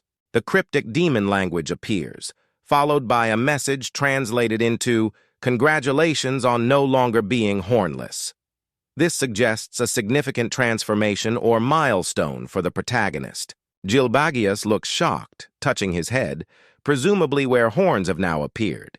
His expression is filled with surprise as he is addressed with respect as young master, further signifying his new status. Another message reads, "I shall no longer call you," implying a change in his identity or status. The final line, "To be continued next chapter," leaves the story on a cliffhanger, emphasizing the protagonist's growth and foreshadowing upcoming challenges. Gilbagius's mother laughs in amazement, exclaiming, "Magnificent!" She praises the fact that Gilbagius grew horns at the young age of 5, something she deems to be a historic first. Her exaggerated laugh, "Oh ho ho ho ho," fills the panel. A quiet moment where the Platafia is still amused, yet Gilbagius looks at her with a blank expression. This moment emphasizes how significant his achievement is, though Gilbagius seems unfazed by the praise. Gilbagius narrates that 3 years have passed since he grew his horns. He reflects on how much has changed since that day, noting that he has finally become more like a proper demon. A more mature and confident Gilbagius sits with his arms crossed, determined and self-assured. His internal monologue encourages him to become a proper demon, showing his focus on fulfilling his destiny. Alexander shouts, "That's wrong!" as he's shown in a chaotic mental state, insisting, "I am a human, and I am a hero," as he gets mentally thrown around. His internal turmoil is expressed through his desperate cries. Gilbagius is sitting with a relaxed expression thinking, "I want to roll around like that," internally, expressing a desire for freedom from the weight of his current role, contrasting with his external composure. Gilbagius stands silently, observing the situation calmly while reflecting. He mentions that it's been 15 years since he was reborn as the Demon King's son, expressing frustration at how far he still feels from his goal of killing the Demon King. The narrative mentions how distant Gilbagius is from achieving his goal of killing the Demon King. Despite his status, he reflects that he hasn't even seen the figure of the Demon King yet. Alexander reflects that he hasn't obtained any important information or been able to settle down. His soul remains at a standstill, and only his body has taken the form of a demon, expressing frustration at his lack of progress. Gilbagius sits quietly, echoing the sense of internal conflict as he listens to Alexander's thoughts. Several devil approach Gilbagius, greeting him with enthusiasm, addressing him as Lord Gilbagius, and congratulating him for making it this far. Their lightheartedness contrasts with Gilbagius's internal reflections. Gilbagius reveals that after growing his horns, he was able to perceive the mana of others around him, representing the only real progress he's made in his situation. A close-up of Gilbagius's eye emphasizes his new ability to perceive mana, a significant step in his growth as a demon. Gilbagius introduces a small imp, a familiar messenger in demon form. This imp has a compact, distinct shape and plays a role as a reliable figure in Gilbagius's life. Another introduction is made, this time of a beastman, a more reliable and physically capable character in contrast to the imp. Despite her impressive physical abilities, her mana seems weak, as it would dissipate if used. The narrative continues by highlighting the beastman's physical strength while mentioning her shortcomings in using mana effectively. Gilbagius reflects on the humanoid forms he's encountered, acknowledging their capabilities with a simple "thank you." The scene opens with arrows surrounding a grim atmosphere. Gilbagius is seen with a serious expression and a congratulatory message. "Congratulations, Lord Gilbagius," echoes, suggesting some accomplishment. A fallen figure struck by arrows lies defeated, with a comment identifying the attackers as night elves. This panel introduces a dark turn in the story, with a subtle hint of danger. A mysterious figure, presumably a night elf, stands calmly. The caption reads, "As expected," as though their weakness was anticipated. Gilbagius analyzes the situation, noting that the night elves seem weak, around the same as an imp, implying that they do not pose much of a threat. The narration begins, explaining the origin of the night elves, descendants of the elves. In ancient times, they were a race that worshipped spirits and had a deep connection with the forest. It is further elaborated that night elves held a significant amount of mana, emphasizing their magical potential. A visual depiction of the night elves' past, with images of serene, forest-dwelling figures. They seem peaceful, symbolizing their original state before the conflict. The scene shifts to the present, showing the more aggressive and combative side of the night elves. They are warriors, with a clear distinction made between them and the original elves. The narrative explains that night elves, instead of following the peaceful doctrines of the elves, chose to oppose them, leading to conflict. After a brutal war between the two races, the night elves were driven out of the forest by the elves, marking their fall from grace and descent into a more violent path. The narration reveals that the night elves lost the majority of their mana and longevity, along with the affection of the spirits. This loss is symbolized by an empty chalice, representing their diminished power. In desperation, the night elves offered their blood to an evil god, seeking revenge against the forest elves who had driven them out and caused their downfall. The text emphasizes that after pledging their allegiance to the demon race, the night elves gained favor from their new overlords, but were still scorned behind their backs as hornless. The Night Elves are shown kneeling before the demons, highlighting their submission to the demon race, which leads them into invasion wars against other races. The demons acknowledge the Night Elves as part of the same dark clan, but still view them as inferior due to their lost status and lack of horns. The narrator explains the general sentiment towards the Night Elves, highlighting that their lack of horns is often viewed as a sign of inferiority in magical power. A character reflects on the Night Elves, remarking how pitiful their race is due to their lack of horns, which results in them having a weak amount of mana. Another reflection points out that despite having the same appearance and cruel disposition as others, the lack of horns sets them apart in terms of power. Gilbagias contemplates how the Night Elves might perceive the significance of horns and magic power. He admits he doesn't know how they view it, but emphasizes that it's important to understand their perspective. Gilbagias concludes that this group, the Night Elves, will never truly get along with the Demon King's army. He exchanges words with another character, responding with thanks to a reluctant congratulation. A character commands, "Leave it as is," expressing confidence and composure. Platifia reflects on the fact that Gilbagius grew horns at the age of 5, acknowledging how remarkable this achievement is. They express amusement with a "hey, hey, hey" while watching over him. Gilbagius reacts with intense determination. The word strong flashes across the panel, indicating his inner realization and recognition of power. A narration explains that while Sophia's mana flows smoothly like wind at the ends, there's more complexity hidden within. Gilbagius notes that Sophia's mana condenses inward like a rock, implying a solid, stable form of power. Gilbagius praised his mother for their achievement with the phrase, "as expected of the Demon King's wife." The tone is formal and respectful. Platifia, applauding Gilbagius, says, "Once again, I applaud you, Gilbagius," while clearing their throat, signaling a moment of pride. The speaker grants Gilbagius more freedom within the castle, explaining that this newfound power allows him to protect himself and reduce restrictions on his activities. Gilbagius questions, "Protecting my own body, you said?" He appears surprised and somewhat reluctant, responding that this isn't something he had wanted. Platifia recalls something with a light chuckle, saying, "Oh, that's right, heh heh." A command to kneel is given, creating a tense and authoritative atmosphere.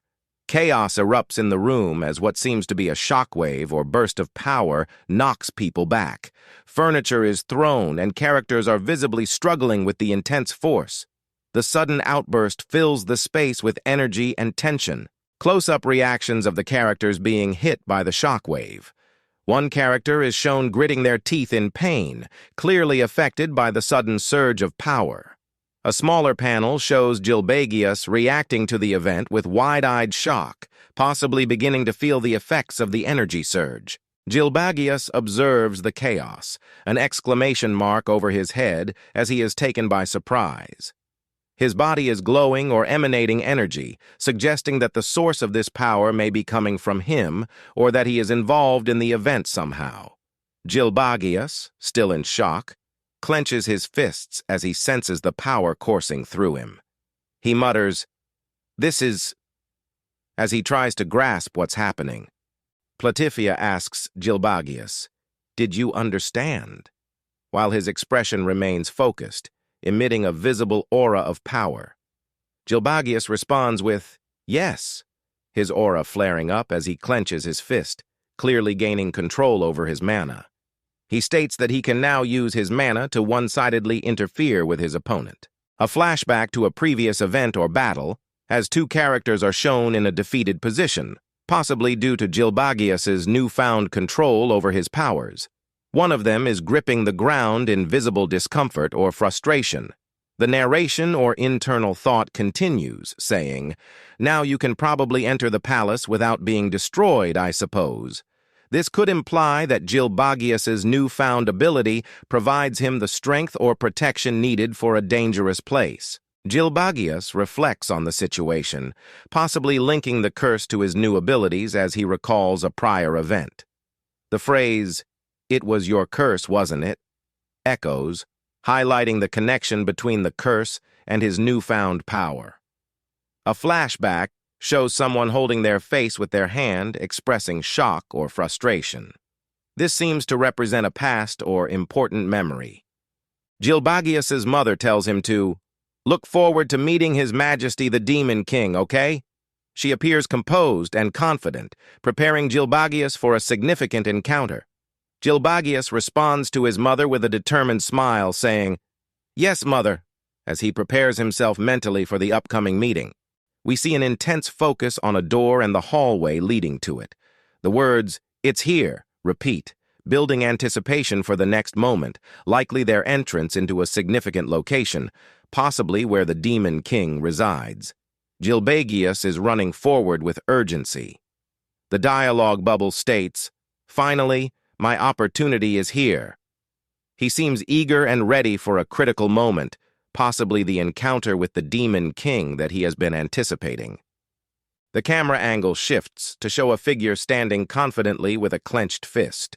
The figure, likely Alexander, says, "This time with my own hands," indicating a determination to take action, possibly against the Demon King. The bold text in the background reads, "The Demon King will," suggesting Alexander's goal to either confront or defeat the Demon King. His expression and body language show fierce resolve.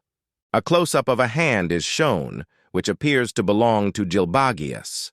He clenches it in contemplation, with a caption beside him reading, "With these hands, can I defeat him? I have neither a sword or a plan." This reveals a moment of self-doubt as he reflects on his lack of preparation for the upcoming confrontation with the Demon King. A scene transition is indicated with a label saying, "A few days later." The background shows a set of doors in a hallway. A dialogue bubble states, "Sorry to keep you waiting," implying that a significant moment is about to occur. Sodia, with a playful expression, asks Gilbagius, "Lord Gilbagius, are you ready?" signaling a shift in the situation Gilbagius is facing.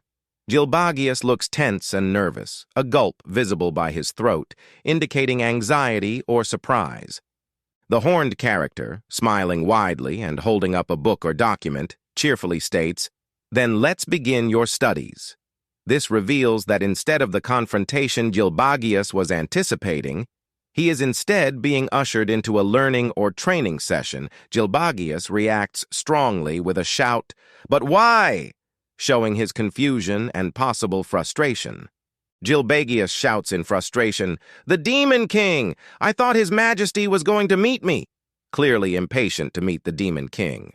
Sophia, in charge of paperwork, calmly replying to Gilbagius, states, "You're eager. You need more time before you can get an audience with His Majesty." This suggests that Gilbagius has to wait for the proper procedures. The demon explains that the paperwork for Gilbagius' audience is disordered due to his rising rank. There's a note indicating that this character is in charge of paperwork.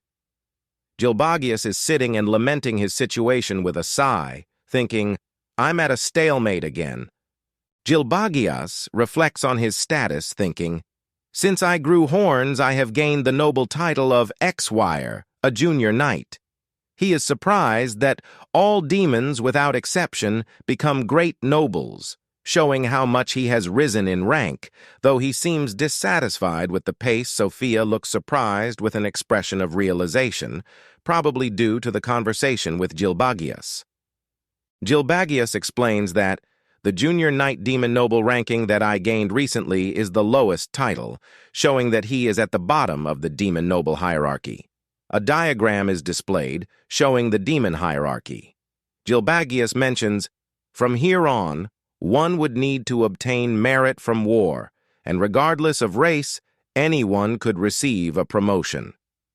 This shows that advancement is merit-based, particularly from war efforts. Another diagram shows the ranking system starting from junior knight and going up to knight, baronet, baron, viscount, and the highest rank below demon king. Gilbagius wonders if anyone aiming for the Archduke rank might challenge for the Demon King's position, hinting at the complex nature of succession within the demon ranks. Gilbagius reflects that the system makes succession to the throne more complicated, demonstrating his understanding of the challenge ahead. Sophia confidently states, "There is nothing complicated about this." He's explaining the system of becoming Demon King, emphasizing clarity in the process. She further declares, "We rely on pure strength," contrasting the reliance on blood connections with strength as the basis for ascending to the throne. She continues explaining that, "If we don't do that, the demons with strong egos would never submit to anyone," indicating the nature of demons and the importance of power to maintain order. The contract with the evil god Carnival is mentioned, suggesting that strength alone won't suffice, but a supernatural contract is also involved in maintaining dominance. Gilbagius looks contemplative as the statement, "No one can use the soul eater that dwells in the Demon King's lance," is made. This may refer to a weapon of immense power that only the Demon King can wield. Gilbagius reflects on the impact of the Demon King's soul eater, stating that the forbidden magic was a major reason for the pan-human alliance's struggles in the war. The panel shows chaos from the battlefield, indicating that the Demon King was steadily gaining ground in the conflict, reinforcing the idea of his growing power. It states that those who fought against the Demon King had their souls stolen, becoming part of the Demon King's strength, highlighting the dire consequences of facing him. A somber note reveals that those who stood against the Demon King lost their lives, emphasizing the high stakes of the battle and the fearsome nature of the conflict. The scene culminates with the statement that the Demon King became a fearsome opponent, driving back the front lines, illustrating his formidable presence in the war. Gilbagius is shocked, realizing that the source of the Demon King's incredible strength is not from the Demon King himself, but from the Soul Eater, the forbidden magic, within the Demon King's lance. The panel emphasizes that the Soul Eater's power comes from the Demon King's lance, not from the Demon King himself, clarifying the source of his strength. Gilbagius expresses disbelief, muttering, "The Demon King's lance." A figure confirms that the lance was created by the first-generation Demon King, Laugius, at the high cost of his own life, revealing the ancient origin of this powerful weapon. Gilbagius, still processing this information, asks, "Then, say," the main character wonders, "if that lance was destroyed or lost, what would happen?" The character intensely questions what the consequences would be if the Demon King's lance were to be destroyed. A confident character responds, "I don't think there's anything in this world that can destroy that demonic lance," downplaying the concern about such an event. The character explains that the Demon King always carries the lance and would never let it out of his possession, making the possibility of it being lost or destroyed unlikely. Despite this, the hand gestures ominously, suggesting, "But suppose it were lost," hinting at deeper possibilities. Sophia contemplates, if the king loses his terrifying strength, then all of the demon race would probably also lose its unity, hinting at a possible collapse of the Demon King's rule. The protagonist is shocked, realizing the potential consequences of the king's power loss.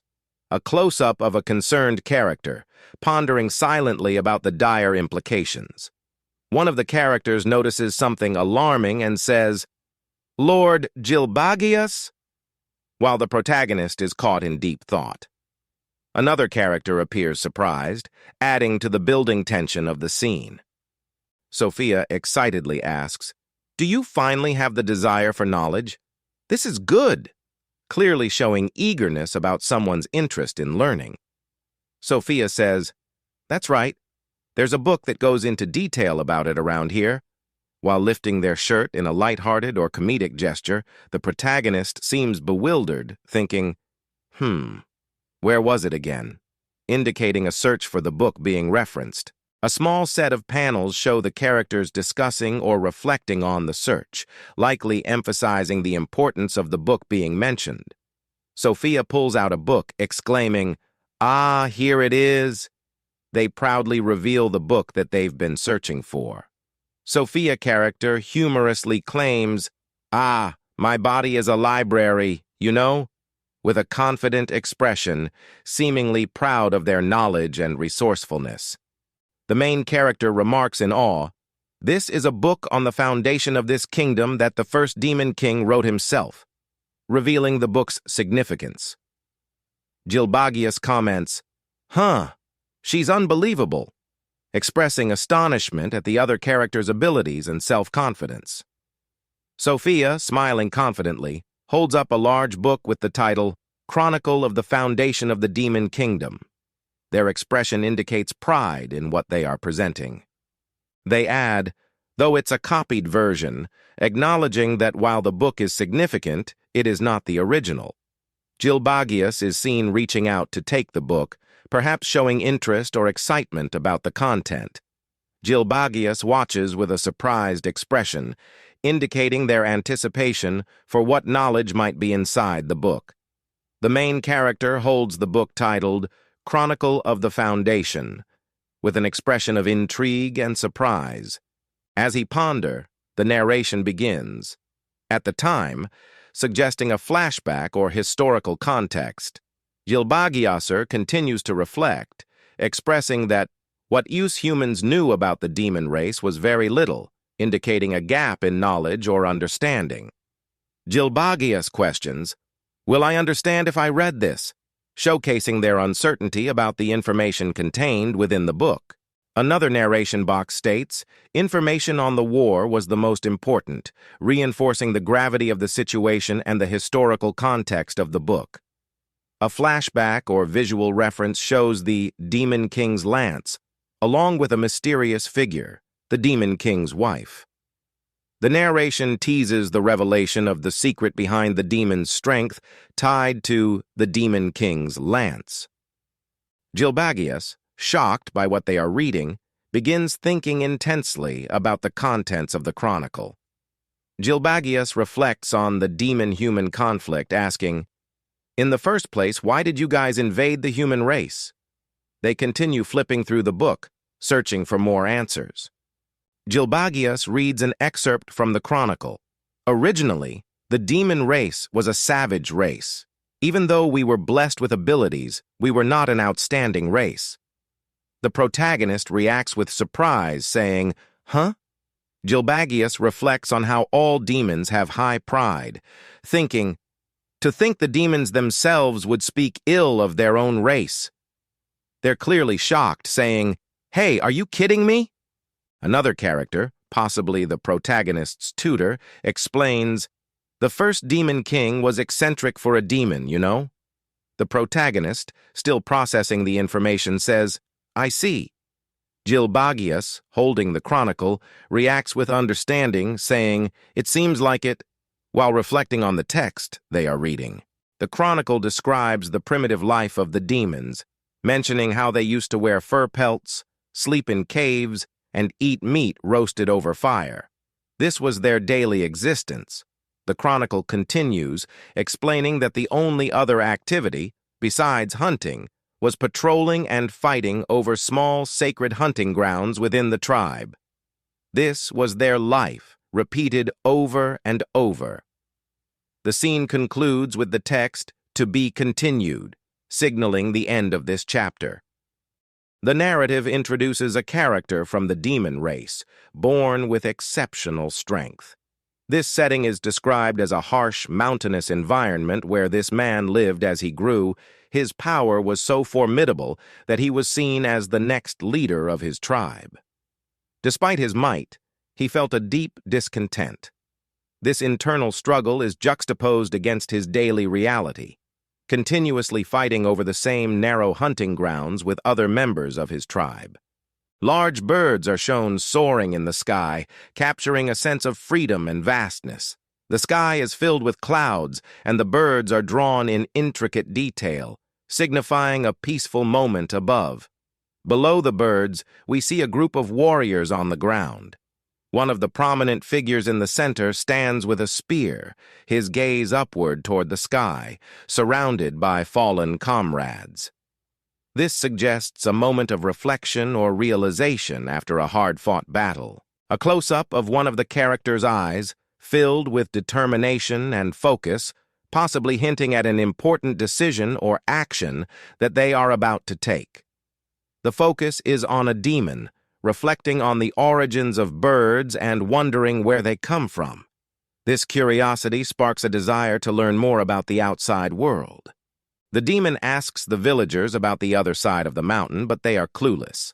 Their simple reply of "Nope, no idea" indicates the limited understanding and isolation of the tribe. The tribe quickly returns to their usual skirmishes and hunts, highlighting their basic way of life. Rather than concerning themselves with knowledge of the outside world, they prioritize survival, knowing that failure to hunt would mean starvation. The protagonist's curiosity about the world outside his tribal boundaries grows into a strong, indescribable impulse. Moved by this overwhelming desire to explore and understand more, he decides to leave his homeland behind. The image captures his departure, symbolizing the beginning of a significant journey beyond his familiar confines. The Demon King, crossing a treacherous, snow-covered mountain range, struggles in severe conditions.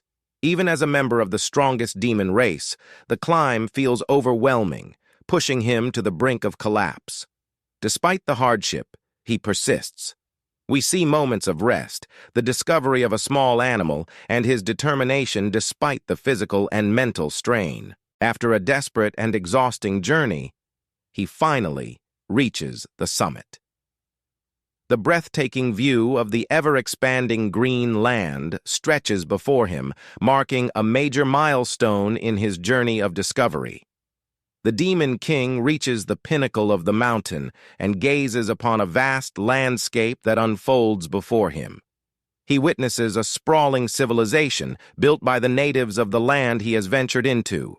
His initial shock and wonder are evident as he observes the contrasting behaviors of the inhabitants, some being hostile while others appear friendly.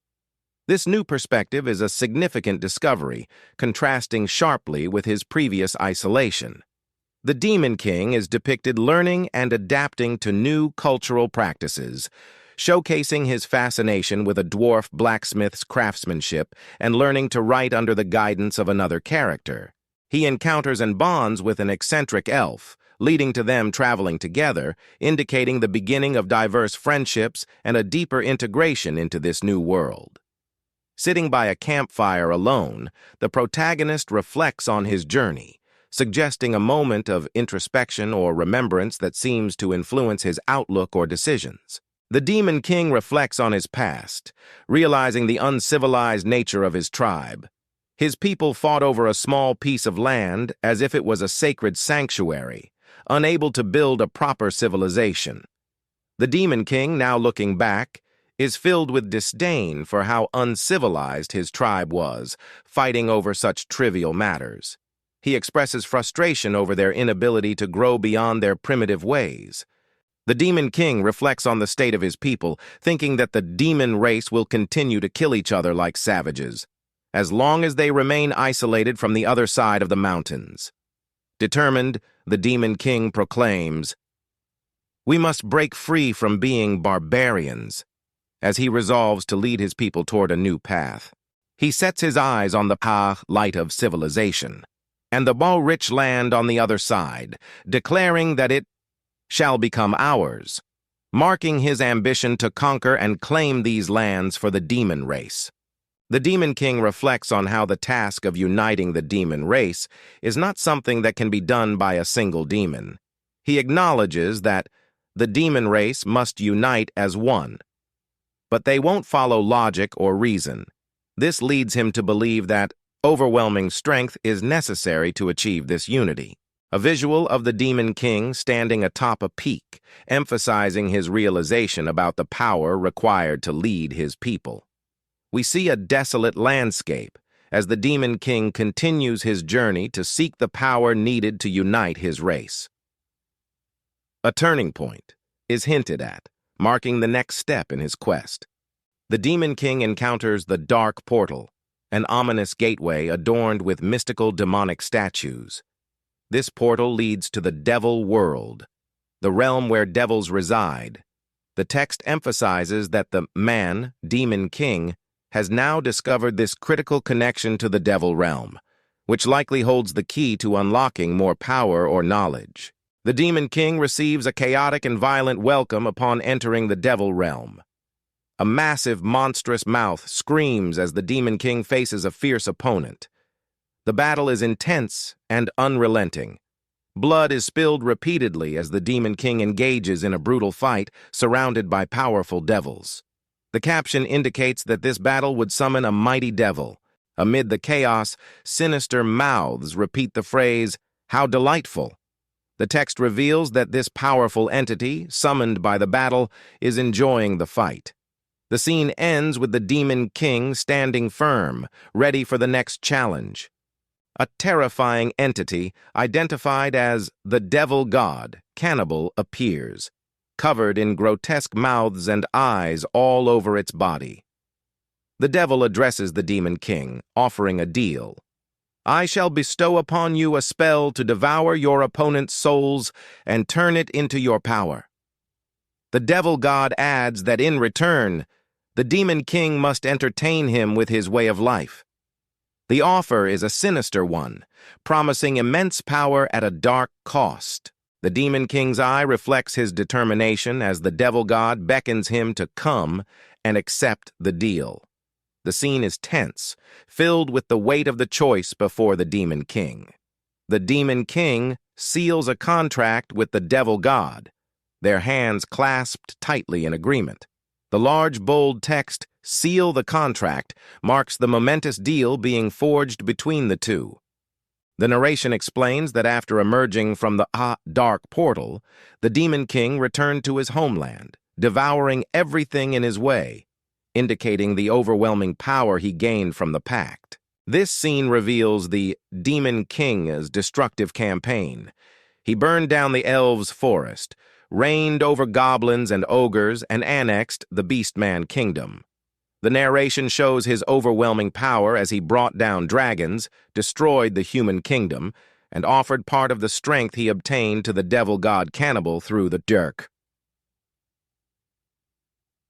Dark Portal. The imagery of destruction, flames, and fallen armies emphasizes the immense devastation caused by the Demon King. The narration reveals that the Demon King finally ascended to the throne, with the image of the Demon King sitting on a grand, powerful throne, symbolizing his dominance and leadership. The text, "Finally he became a king," solidifies his authority over the demons. The protagonist, reflecting on their past, reads the chronicle of the Demon King's rise. They address their fellow demons.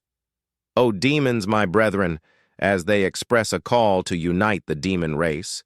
The former Demon King, seated on a throne with spears behind him, advises that you must never underestimate the power of numbers, even that of weak races. He emphasizes learning from enemies and honing oneself.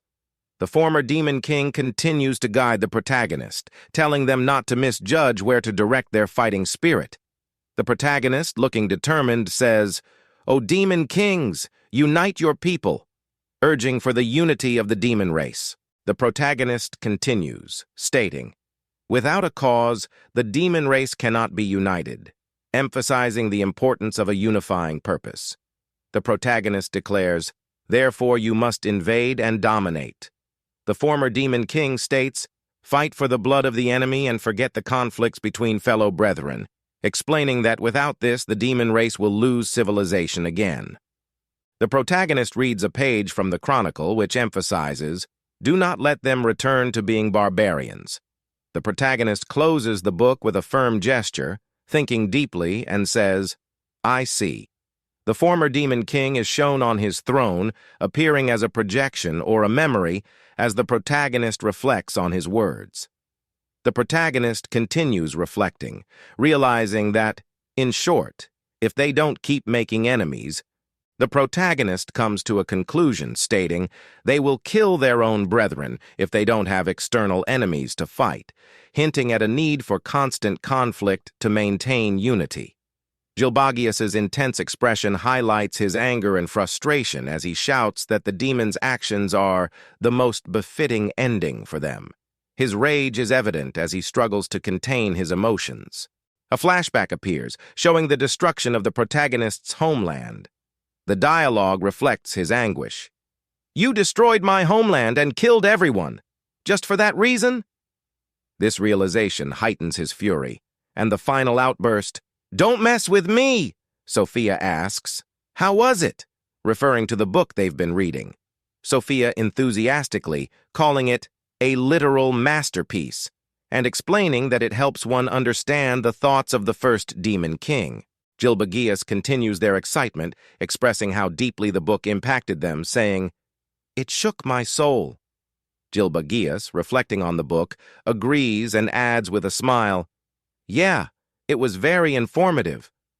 Gilbagius reaffirms the informative value of the book with a simple but excited statement. It was very informative. Gilbagius reflects, thinking, I was speaking the truth, and feels a mixture of calm and anger. Gilbagius is grateful for being calm enough to read the book, despite the boiling rage inside them. They begin to state the first reason for something significant they've discovered, holding the book tightly. A scene of destruction is shown. The protagonist has come to the conclusion that humanity won't be destroyed while awaiting their own growth. This panel showcases a battlefield littered with fallen warriors, with birds flying overhead, symbolizing a somber aftermath. The narration explains that the invasion gradually slowed down over the years. However, the Demon King's army kept gaining ground, using underhanded strategies. The careful and deliberate approach of the enemy forces worried the Pan-Human Alliance, prompting numerous military meetings to decipher their intent. The narration explains that the invasion gradually slowed down over the years. However, the Demon King's army kept gaining ground, using underhanded strategies. The careful and deliberate approach of the enemy forces worried the Pan-Human Alliance, prompting numerous military meetings to decipher their intent. Gilbagius reflects that the army didn't make much progress over the last 5 years. The situation allowed the protagonist to feel a sense of reassurance, knowing there was a grace period. Gilbagius, realizing the bigger picture, reflects on how they can't afford to waste any time. They deduce that the slow progression points to a likely civil war among the enemies once the invasion ends. Gilbagius concludes that the civil war could eliminate all the enemies, leaving the Demon King's army in a precarious position if they were to emerge victorious. Gilbagius reveals the second reason for the Demon King's army's strength, explaining the existence of the Dark Portal. This portal is the source of a large number of devils and boosts the strength of the Demon King's army. Sophia looks surprised, pointing at herself and asking, "Eh? Me?" She then confirms, "Of course I came from the Dark Portal," linking herself to the source of the devil's power. Sophia explains the mysterious nature of the Dark Portal, saying that when you look at the dimensional hole from the Devil World side, you can't tell where it connects to. She theorizes that it might have originally led to nowhere. Sophia continues explaining that us devils can't come to this world by ourselves alone, emphasizing the need for an external force to connect the devils to the human world. Sophia concludes that devils need to be accompanied by demons in order to cross over to the human world. This reveals a dependency between devils and demons for traveling between worlds. Gilbagius reflects on this revelation, thinking, as they decide what action to take, stating, "At that moment, I decided what I had to do." Gilbagius reflects on a crucial decision, stating, "I must do something about the spear," highlighting the significance of this powerful weapon. The Dark Portal is shown, and the protagonist contemplates its destruction, saying, "Destroy the Dark Portal." This is a key objective to weaken the demon race's forces. Gilbagius thinks about driving a wedge into the fragile unity of the demon race. indicating that breaking their cohesion is essential for victory. Gilbagias resolves that by destroying the portal and the spear, the Pan-Human Alliance will have a chance of winning, emphasizing that this plan is pivotal for their side's success in the war against the demons. Gilbagias expresses uncertainty, saying, "I'm not sure how to achieve that yet," while contemplating the challenge of the dimensional hole, which may be even more troublesome than the Demon King's army. The protagonist, with determination, declares, "I must do this," accompanied by a fierce expression, emphasizing their resolve to take on the difficult task ahead. Gilbagias reflects on the power they have received, stating, "I was given this miracle," as they ready themselves for the immense responsibility. With a calm expression, the protagonist says, "I understand your thoughts, Raugia," as if connecting with the legacy of the past. Gilbagias addresses the first Demon King, holding the ancient book in hand, saying, "Hey, first Demon King," showing that they seek to understand more about the past and its influence on the present. Gilbagias declares their intention, saying, "I will make the demons even more miserable than mere beasts," emphasizing their resolve to bring suffering to the demon race. Continuing with their plan, they state, "I will plunge the demon race and the Dark Clan into the Dark Age where they live like cavemen again," illustrating their desire to revert the demons to a primitive state. The protagonist, exuding confidence, asserts, "I will degrade this kingdom and destroy it," revealing their ultimate goal to annihilate the existing kingdom. With a contemplative tone, they say, "Let's see. Guess I'll write an autobiography," indicating a sense of arrogance and belief in their significance. They finish with, "Once I'm done with it," suggesting a determined mindset about the destruction they intend to unleash. A bold statement appears in the sky. The Chronicle of the Demon Kingdom Destroyer. This is revealed to be the title of the protagonist's plan or book. A festive scene unfolds in the town. The citizens are celebrating, tossing papers into the air in joy. Sophia, standing in the foreground, has a playful expression, clearly enjoying the moment. The atmosphere is light and happy in contrast to the previous serious tone. Another character adds, "Speaking of which," suggesting that the next part of the conversation might reveal more about the upcoming action or event. A bystander excitedly announces that soon it will be the time for Lord Gilbagias to enter the Devil World, implying an important upcoming event. Sophia in a good mood saying, "As an educator, I'm deeply moved." This indicates their admiration for her abilities. Gilbagias his surprise with a simple, "Huh?" as he listens to Sophia. The atmosphere suggests a moment of realization or contemplation. The educator continues, stating, "With your horns grown, your magic power is very strong." This highlights Sophia's growth and newfound strength. The educator discusses the age of Lord Gilbagias, claiming, "If Lord Gilbagias can achieve that at the age of 5, that record will be broken by a large margin." This reference to Lord Gilbagias sets a benchmark for Sophia. Gilbagias' mother comments on the future competition with the first prince, saying, "You mustn't lose." Sophia seems inspired by the prospect of rivalry, indicating her determination. Sophia wonders aloud, "I wonder what kind of devil that Lord Gilbagias will make a contract with?" as she reflects on the significance of the event. Sophia excitedly says, "I am looking forward to it," while the Gilbagias watches from the window, responding with a simple, "Sure." Sophia's enthusiasm contrasts with the protagonist's more subdued reaction. Gilbagias contemplates, thinking about a former hero making a contract with a devil, huh? This thought shows a mixture of curiosity and concern. The scene shifts to Alexander, determined and intense. He declares his intention to defeat the Demon King and destroy his kingdom, even if it means making a contract with a devil. His resolve is unwavering as he adds, "I must obtain the power to do so." Gilbagias responds to the protagonist with uncertainty, saying, "That's what I thought." This hints at a previous conversation or decision that has not gone as expected. Gilbagius' mother commands, "Go to the devil world." The emphasis suggests this is a significant directive that the protagonist must follow. The protagonist expresses surprise, exclaiming, "I didn't expect this at all." They are visibly taken aback by the sudden turn of events. Gilbagius' mother, "Before you enter the palace, you must find a devil befitting you." This sets up a critical task for the protagonist as they prepare for their journey. The scene opens with a large, ornate palace structure with a dark portal or rift in the sky above it. A voice from within the palace lets out a long yawn. "Foo-ah-ha!"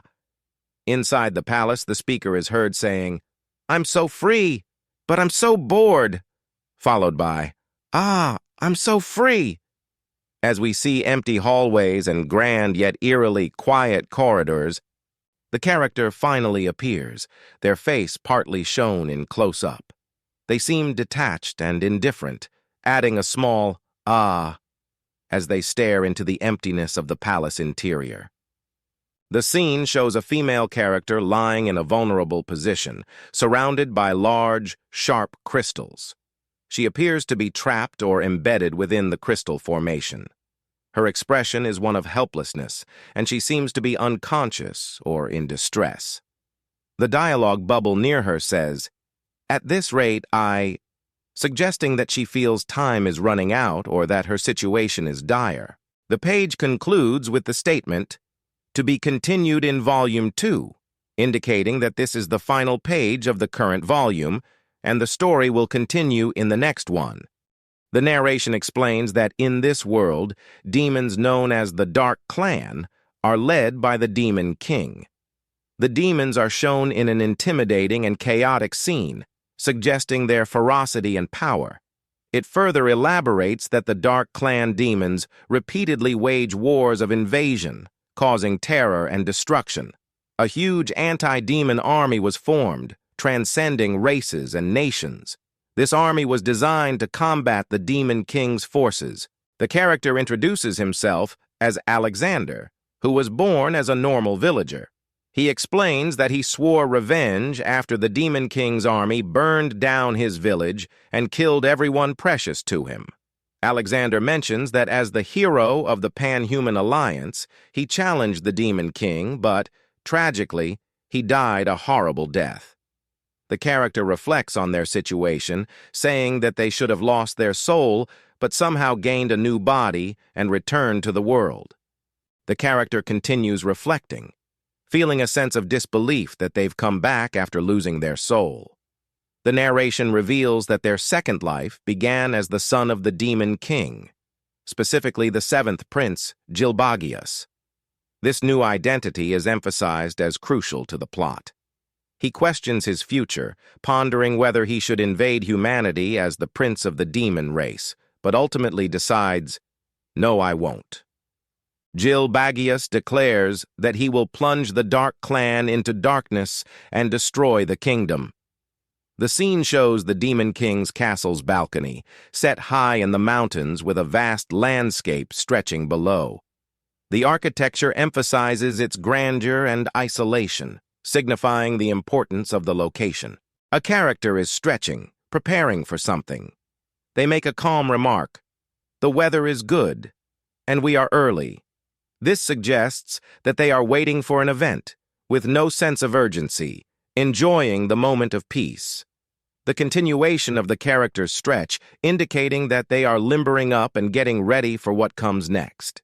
The stretch sound effects emphasize the relaxation before the action. Platifia, the protagonist's mother, remarks, "It's a good day for a flight," with a calm demeanor as her hair flutters in the wind. The protagonist stands in the background, seemingly preparing for the journey ahead. Gilbagius thinks to themselves, "Today is a few days after I was told that," adding context to the current timeline. Gilbagius reflects on their upcoming mission, stating, "This will be my journey to find a devil to form a contract with," acknowledging that this journey had already been decided for them. As Gilbagius gazes into the distance, they muse, "Early, Isn't the sun about to set already? Questioning the timing. Gilbagius contemplates the difference in time perception between humans and demons, realizing that what the demons consider early is mid-afternoon compared to human standards. The protagonist further reflects on how the time perception of demons differs from their previous human life. Gilbagius reflects on their 5 years of being a demon, mentioning that it was rough at first, but they have become accustomed to it.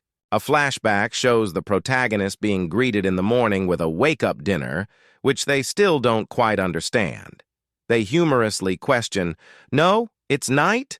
while reflecting on the oddity of a wake-up dinner, which continues to confuse them even now. Gilbagius excitedly acknowledges that this is their first time outside the Demon King castle in their new body, with a mix of eagerness and anxiety, exclaiming, "Ah!" They hear flapping sounds and realize something is approaching, thinking to themselves, "It's here," while observing the imposing character's presence. Gilbagius looks up to the sky and asks, "Is that a white dragon?" However, they quickly realize that the creature has red copper scales. Gilbagius confirms, "No, they have red copper scales," indicating that the creature is not a dragon but something else. A large wyvern swoops down from the sky, its enormous wings and presence dominating the scene. The protagonist exclaims, "It's a wyvern!" as the creature prepares to land. The imposing character calmly steps forward, commanding, "Go ahead, yo, madam!" As they prepare to face the approaching wyvern, Gilbagius is in shock, thinking, "The dragon race is laying their head on the ground," showing disbelief at witnessing a proud dragon bowing or being subdued.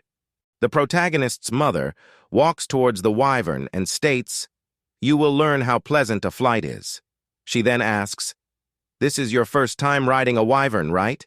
as if preparing the protagonist for a significant experience. The protagonist reflects, "I recently learned that there is a very prideful race among the demons," referring to the dragon race, known for their pride. The wyvern lands gracefully nearby. Gilbagius contemplates, "To think they are willing to be treated as a mount." The rumor might be true.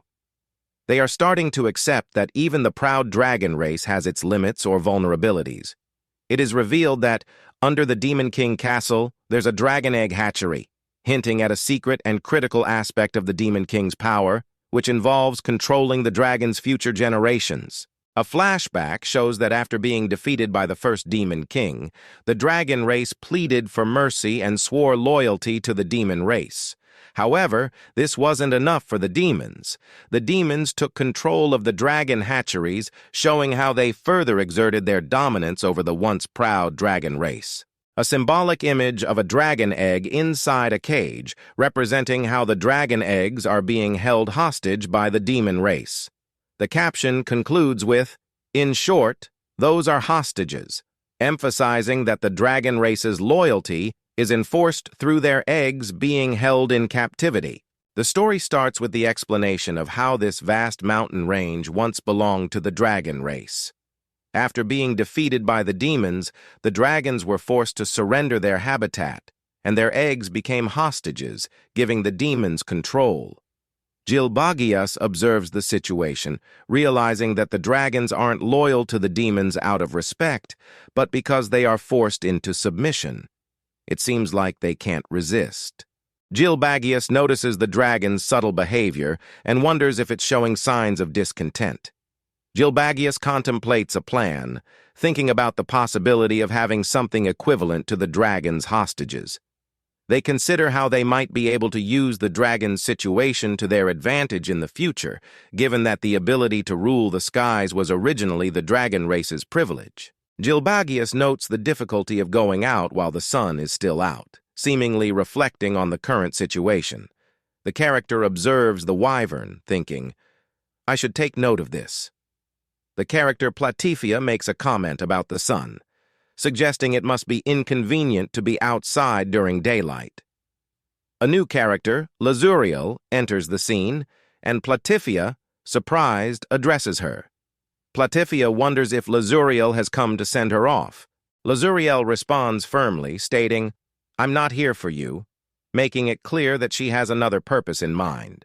Lazuriel mentions that she is here to greet the son Platifia is proud of, adding that it might be the last chance to do so. Lazuriel smiles and asks, "Right?" seemingly confirming her intentions to meet the protagonist. The protagonist recognizes Lazuriel's magic power, feeling a sense of magic interference and wondering if she's looking for a fight. Gilbagius speculates that Lazuriel might be a consort to another prince given how she speaks with Platifia as an equal. The protagonist thinks that depending on his response, things could turn out in various ways. He prepares for a potential conflict as tension rises. Gilbagius, in response to Lazuriel's display of power, declares, "In that case, I shall answer with an equal force." His magic aura intensifies, ready to match her power. Lazuriel, with a slight smirk, comments, "How's that?" seemingly testing the protagonist's resolve. The protagonist stares back, unflinching, ready to counter. Lazuriel, unimpressed, flips her fan and dismisses the protagonist as she mutters, "What an unlovely child." Gilbagius's power suddenly dissipates, leaving Lazuriel surprised as she notes, "It's gone," referring to the magic aura vanishing. Lazuriel remarks on sending her son to the devil world at such a young age, saying, "Isn't that too cruel?" Platifia, sitting confidently, replies, "No problem at all, because he is my child." Platifia, slightly contemplative, responds, "Ah, but true enough," acknowledging the harshness of the situation. Platifia looks at Lazuriel and agrees, adding with a sly smile, "It's indeed cruel, isn't it? Especially to another consort's son." Lazuriel glances towards Platifia and the protagonist, considering the implications of her words. Lazuriel looms over the protagonist, looking him in the eyes as she threateningly says, "I hope you make it home alive, boy."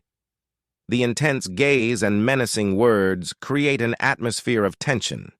Gilbagius, still shaken, asks, "What was that?" While Platifia explains, "That's Lazuriel, the mother of the first prince, Eoigius." Gilbagius, still processing the encounter, responds, "So, who is she?" Reflecting his confusion about the situation, Platifia, showing her disapproval, comments on Lazuriel, saying, "She can't be satisfied unless she is the best at everything. What a depressing woman." Gilbagius seems to speak to Platifia, questioning, "Aren't you the same?" Gilbagius, looking reflective, asks, "Did she come to interfere with me on going to the demon world?" Platifia responds, "Yeah, I think she was trying to scare you before the departure." Platifia provides important insight, explaining, "In the devil world, matter is vague and spirit is deeply reflected." She cautions the protagonist, saying, "If you enter with anxiety, you will immediately lose your way back," but adds that her wisdom is too shallow, dismissing Lazuriel's attempt to cause fear. Platifia continues, with a determined expression, explaining, "Gilbagius is different," reminding him of his strength and superiority. Platifia reassures Gilbagius, saying, "My son, how dare she lump you together with those weaklings?" She appears proud and protective. Platifia explains further, stating that Lazuriel's behavior was due to her own fear and pettiness. She asks Gilbagius if he understands, reinforcing the point. "Got it?" Gilbagius. The protagonist reflects silently, thinking about how Platifia views him as a strong child, showing his determination. In a flash of intense thought, Platifia emphasizes that Gilbagius must push forward, becoming the king's child, a crucial piece for the Fratia clan. She asserts he will become this. Platifia, standing strong, concludes, "Isn't that right?" while looking down at Gilbagius, implying a critical moment for him. Gilbagius walks forward with a determined posture, reflecting that both my body and soul are at a loss, expressing uncertainty about what lies ahead in the devil world. He admits to himself that he doesn't know what challenges or unknowns the devil world holds. With a firm and confident expression, Gilbagius responds to himself, "Yes," acknowledging his situation but saying that compared to his previous attempt to defeat the Demon King, this is nothing. A close-up shot of his eye shows a reflection of his determination as he faces the challenges ahead. Platafia, with a calm expression, looks over at Gilbagius, who is about to join her on the Wyvern. Platafia extends her hand to Gilbagius as he prepares to hop onto the Wyvern, showing their cooperative moment. Gilbagius hops onto the Wyvern, but before he can react, Platafia effortlessly lifts him up to sit in front of her. Gilbagius is visibly shocked and yells, "What?" Platafia calmly says, "Let's not waste time and depart," as they settle on the Wyvern, with Gilbagius sitting in front of her. Gilbagius, trying to speak, says, "Wait, I can sit behind," but is interrupted. The Wyvern, with determination, replies, "Understood." Platafia announces their destination, to the dark portal. Gilbagius, visibly frustrated, exclaims, "Damn it!" and laments that he wanted to enjoy the nice scent from behind. The Wyvern takes off into the sky, flying swiftly towards the portal, with a lingering scent effect following them. Platafia, enjoying the flight, asks Gilbagius, "How's it? Your first flight?" Gilbagius responds calmly, "Yes, it's comfortable." Platafia remarks, "As expected, this feeling of freedom is the best," and Gilbagius agrees. Gilbagius is flustered as Platafia pats his head multiple times and he exclaims, "Must you do this?" while thinking, "Don't pat a 30s-old man's head." Gilbagius reflects, "Well, compared to that time, there sure is a big difference," followed by a thud sound effect as his head drops down in frustration. Another character taps on something repeatedly, asking, "Then how do I—" with visible confusion. A proud white dragon refuses someone's request, saying, "I'm a proud white dragon. There's no way I will let you put a saddle on me." Gilbagius watches, completely unamused, as a voice in the distance screams, "Ooh-ah! My hands are falling off!" Gilbagius reflects on a previous flight experience, exclaiming, "Ah! I had flown on a much, much higher altitude before," while noticing that the flight with the white dragon was particularly rough. He then muses, "Maybe wyverns are just better at flying," and hesitates, "No, I can't say that." The white dragon continues flying as Gilbagius feels calm, thinking, "I feel so calm that I can't believe it's my first time." Another voice adds, "I'm enjoying this because it's not shaking as much as expected." Alexander gives approval with a nod, saying, "Okay, let's go with this." Gilbagius struggles to keep his balance, leaning over as the dragon flies. A proud figure, Platafia, pats Gilbagius on the head, praising him, "As expected of my son." Gilbagius, clearly frustrated, yells, "Stop with the patting already!" The protagonist observes a landscape and notes the circular wooden structures, realizing this was once the land of the Beastman Kingdom. He notices humans nearby, commenting, "Seems like there are humans too. Judging from their appearance, they must be slaves." The protagonist reflects that this land has now become the territory of the demon race, where the demons are the feudal lords.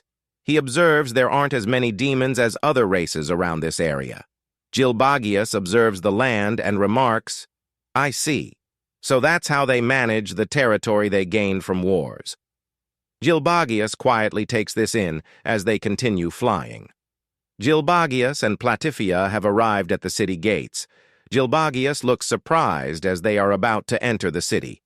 Platafia informs him, "The dark portal is just a bit further ahead," and encourages him, "All right, let's go." Gilbagius is shocked and asks, "Huh? It's in the middle of the city?" He seems confused as he processes the information about the dark portal's location. They enter a strange and eerie city. Gilbagius looks around and remarks, "Furthermore, this kind of city," as he observes the odd, crooked houses.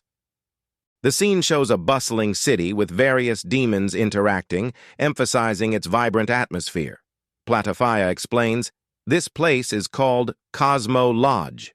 She continues, it's a place where the devils get their body used to the world of this side. Platafia adds, it also serves as a staying place for the relatives of the demons who entered the devil world. Platafia concludes with, we have arrived, while Gilbagius looks around in surprise. The dark portal is revealed, depicted as a massive, ominous, black hole-like structure radiating dark energy. Gilbagius exclaims, that's the dark portal? Gilbagius rubs his eyes, initially thinking it might just be a visual trick, but soon realizes the reality of the portal. Gilbagius, in shock, says, it's not a dark spot in my eyes, as he processes the enormity of the dark portal. The dark portal is compared to a black hole in the world, as if a droplet of ink splattered on a scenery painting, or something God forgot to fix when drawing the world. It appears as an unsettling, unnatural phenomenon. Gilbagius reflects on how foreign and different the devil world seems from what he had imagined. The imagery of the portal gives him a strong sense of unease as he trembles slightly. Gilbagius calmly says, let's go, as she prepares to enter the portal, while Platafia responds, I'm not going there. Platafia confidently states that he cannot go to the devil world because he has received too many devils in his soul. He explains that the next time he enters, he might not be able to come back, and Sophia had warned him about this beforehand. Platafia, standing in front of the portal, acknowledges the situation. She adds that because of this, she has no choice but to wait in the city for his return. Gilbagius is eager and determined, saying, got it, see you, and quickly stepping toward the portal. Platafia tries to stop him by shouting, ha, hold on! Concerned because this is his first time entering the devil world. Gilbagius confidently rushes forward, despite Platafia's warning, and she reacts in shock, trying to halt him from proceeding further. Platafia tells Gilbagius that even she was intimidated the first time she entered the devil world. She acknowledges his composure and is impressed by how calm he remains. Platafia taps Gilbagius's shoulder and explains that in the devil world, some people form contracts with imps as a starter, while others may form contracts with archdemons right from the start. She reassures him that once he goes over to the devil world, without even searching, he will meet the one he needs the most. She seems confident in her guidance, trying to instill confidence in Gilbagius. Gilbagius responds with a simple and resolute, got it, as he prepares to move forward. Gilbagius, with determination in his eyes, announces his departure as he leaps into the dark portal. He dives headfirst into the swirling void of the portal, a symbol of his resolve and readiness to face the challenges that await in the devil world. Platafia stands by, watching him depart. Her posture and expression suggest a mix of concern and stoicism as she observes Gilbagius's bold entrance into the unknown. Gilbagius experiences the sensation of floating as he passes through the dark portal, describing it as though he's drunk a strong wine, disoriented and weightless. He begins to think of himself as Alexander, but corrects his thought, remembering that he is Gilbagius. This shows his struggle with identity in this strange, overwhelming realm. He reaffirms his identity with conviction. I am Gilbagius, as he floats further into the void. Gilbagius reflects that he is inside the dark portal now, recognizing the strangeness of the place, its otherworldly quality sinking in. Gilbagius's feet land in what seems to be the devil world, standing on a strange, swirling ground. The scene establishes that he has officially entered the devil world. A close-up of Gilbagius's eyes, indicating his focus and determination as he takes in his surroundings. The environment shifts to a dense, eerie forest, with Gilbagius now alone, illuminated by a mysterious light. The ominous surroundings signal that the devil world is wild and dangerous. The scene leaves a cliffhanger feel with "to be continued," emphasizing Gilbagius's first moments in the unfamiliar and ominous devil world. Gilbagius is in an unusual and eerie forest. The sky is described as having a dark sun in the crimson sky, which is unsettling. The protagonist observes a paradox where the light is black, yet it is bright, causing confusion. Gilbagius is trying to understand his surroundings, expressing confusion about the strange environment. He is puzzled by the forest and the objects around him, saying, "I don't get it." Gilbagius focuses on some strange entities or objects in the forest. While their appearances seem simple, he struggles to identify them. This adds to the sense of mystery and the unusual nature of the place. Gilbagius feels an unusual sensation, noticing that they are becoming smaller as they walk through the forest. This heightens the sense of disorientation in this strange world. Gilbagius is standing in a small clearing, further emphasizing their shrinking feeling. The isolated environment adds to the mystery of the setting. Anxiety seems to be overwhelming the protagonist as they pause, looking up at the dark sky. The focus is on the emotional effect the environment is having on them. A swirling dark vortex appears, adding a sense of foreboding. The world around the protagonist seems to be shifting or warping, reflecting their growing sense of unease and helplessness. Gilbagius turns to face a mysterious figure that appeared behind him. The figure's sudden presence is emphasized by the motion lines and the character's startled expression. The figure is revealed in more detail, a stylish character dressed in a tailcoat and holding a cane, introducing an element of elegance and possibly danger or authority within this unfamiliar setting. The protagonist looks up, taken aback and questioning, "Who are you?" His confusion and curiosity about this new character are clear, adding a layer of mystery. The new character greets the protagonist with a simple, "Hello." This minimalistic introduction adds to the enigmatic nature of the figure, leaving the protagonist and the reader intrigued about his identity and intentions. The mysterious figure bows and introduces himself as Otigos, the devil of guidance. He is clearly polite and sophisticated, referring to himself as a guide in a formal manner, which matches his elegant appearance. We see more formal introductions. Another character, Alexander, also introduces himself to Otigos. The protagonist then states his name and identity with a serious expression, Gilbagius, a demon prince. This formality adds tension to the scene. Gilbagius, in an internal monologue, admits that he got distracted by Otigos's striking appearance, further highlighting the character's unusual and commanding presence. The protagonist, Gilbagius, is frustrated and internally scolding himself to focus, wondering if Otigos, the figure in front of him, is the demon he needs the most. His expression shows determination as he tries to stay alert. Despite his efforts, Gilbagius cannot discern much from Otigos' magic power. He notes that he cannot perceive Otigos' shape or strength, feeling that trying to gather information this way is futile. Gilbagius tries to think of an alternative strategy, mentioning that he can use sound reflection to navigate if the situation gets too dark, hinting at a sensory-based method of understanding his surroundings. Meanwhile, Otigos stands calmly, seemingly waiting for Gilbagius to make the next move. Gilbagius tries to use his sound reflection technique to assess his surroundings. However, he's overwhelmed as the sound gets reflected back at him in an explosive manner from all directions, making it difficult for him to focus. Otigos remains calm and intrigued. He notes that they have an unusual visitor, further enhancing the air of mystery and his collected demeanor. Gilbagius senses the trees and the ground around him, but is completely unable to grasp Otigos' magic power, which is much stronger than anything he's experienced before. He's clearly struggling to handle the situation. Otigos speaks confidently to Gilbagius, stating that no matter who Gilbagius is, Otigos' role is to guide visitors to where they need to go. Gilbagius appears surprised but attentive, indicating his interest in Otigos' words.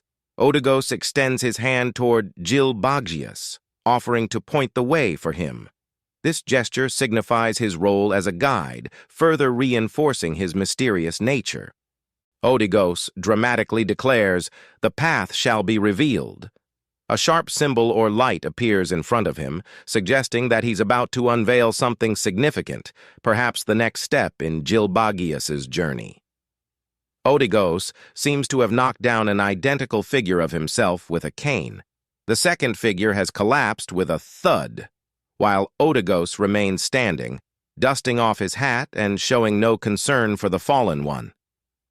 Otigos tips his hat, signaling calm confidence. He pats his hat into place and gestures, indicating the path or direction that Gilbagius should take, saying, "It's in that direction." Gilbagius seems surprised by what just happened, reacting with a confused, "Huh?" as he processes Otigos' strange actions. Otigos further emphasizes the direction he pointed out, creating a sense of urgency or importance for Gilbagius to follow the indicated path. Gilbagius is surprised, questioning if Otigos' direction was truly the guidance, as he seems uncertain. Otigos confidently confirms, saying, "I wouldn't be mistaken. I'm the devil of guidance." As Gilbagius gazes into the distance, he reflects on the guidance, which points him far beyond the horizon where the dark sun rises. He wonders aloud, "What kind of devil is there?" Otigos, and standing calmly, admits that he doesn't know what kind of devil awaits, as to foretell that isn't in the range of my authority. Otigos further explains his limitations, reaffirming that whatever kind of devil or being lies ahead, it's beyond his scope of guidance and prediction. Gilbagius, determined, says, "I'll be going then," while questioning if it's really the right way to go. Gilbagius starts walking away, tapping the ground as he goes, while thanking Otigos, saying, "Thank you, Otigos. I have no other leads." Otigos reminds Gilbagius to keep his goal in mind, saying, "What is your goal? Keep that in mind as you go." Gilbagius reflects on the long journey ahead, realizing that might take centuries to be done, but continues forward. Otigos bids farewell with, "Well then, have a nice day," as Gilbagius walks away. Gilbagius reflects on the question about his goal, stating, "My goal?" Gilbagius walks alone, determined, as he declares, "I've already decided on that." A close-up of Gilbagius' intense gaze shows his unwavering focus and determination as he continues. Gilbagius makes his goal clear. "Defeat the Demon King and destroy the Demon Kingdom. I want the power to do so." Gilbagius firmly resolves, "I will obtain the power for that purpose," showing his single-minded resolve in his quest. Gilbagius is running at full speed, exclaiming, "I'm speeding up!" He compares himself to the first Demon King as he feels his acceleration increase. Gilbagius notices something unusual, responding with a surprised, "Huh?" as he continues to run through the forest. Gilbagius trips or stumbles, shouting, "Ah!" as the rapid speed causes him to lose control. In a dramatic moment, Gilbagius realizes that the scenery is changing, indicating a shift in the environment as he moves forward at high speed. Gilbagius is overwhelmed as he shouts, "It's the mountains in a moment and the rivers in the next." The rapidly changing scenery is disorienting him as he continues moving at incredible speed. The environment around Gilbagius shifts drastically, flashing before his eyes. He observes, to the west, where the devil world started, beyond the caves, deserts, and seas. He's witnessing a whirlwind of landscapes as he is transported through different terrains. Gilbagius approaches a massive structure with the ominous caption stating, "To the place where the dark sun rises." His journey continues toward an imposing gate.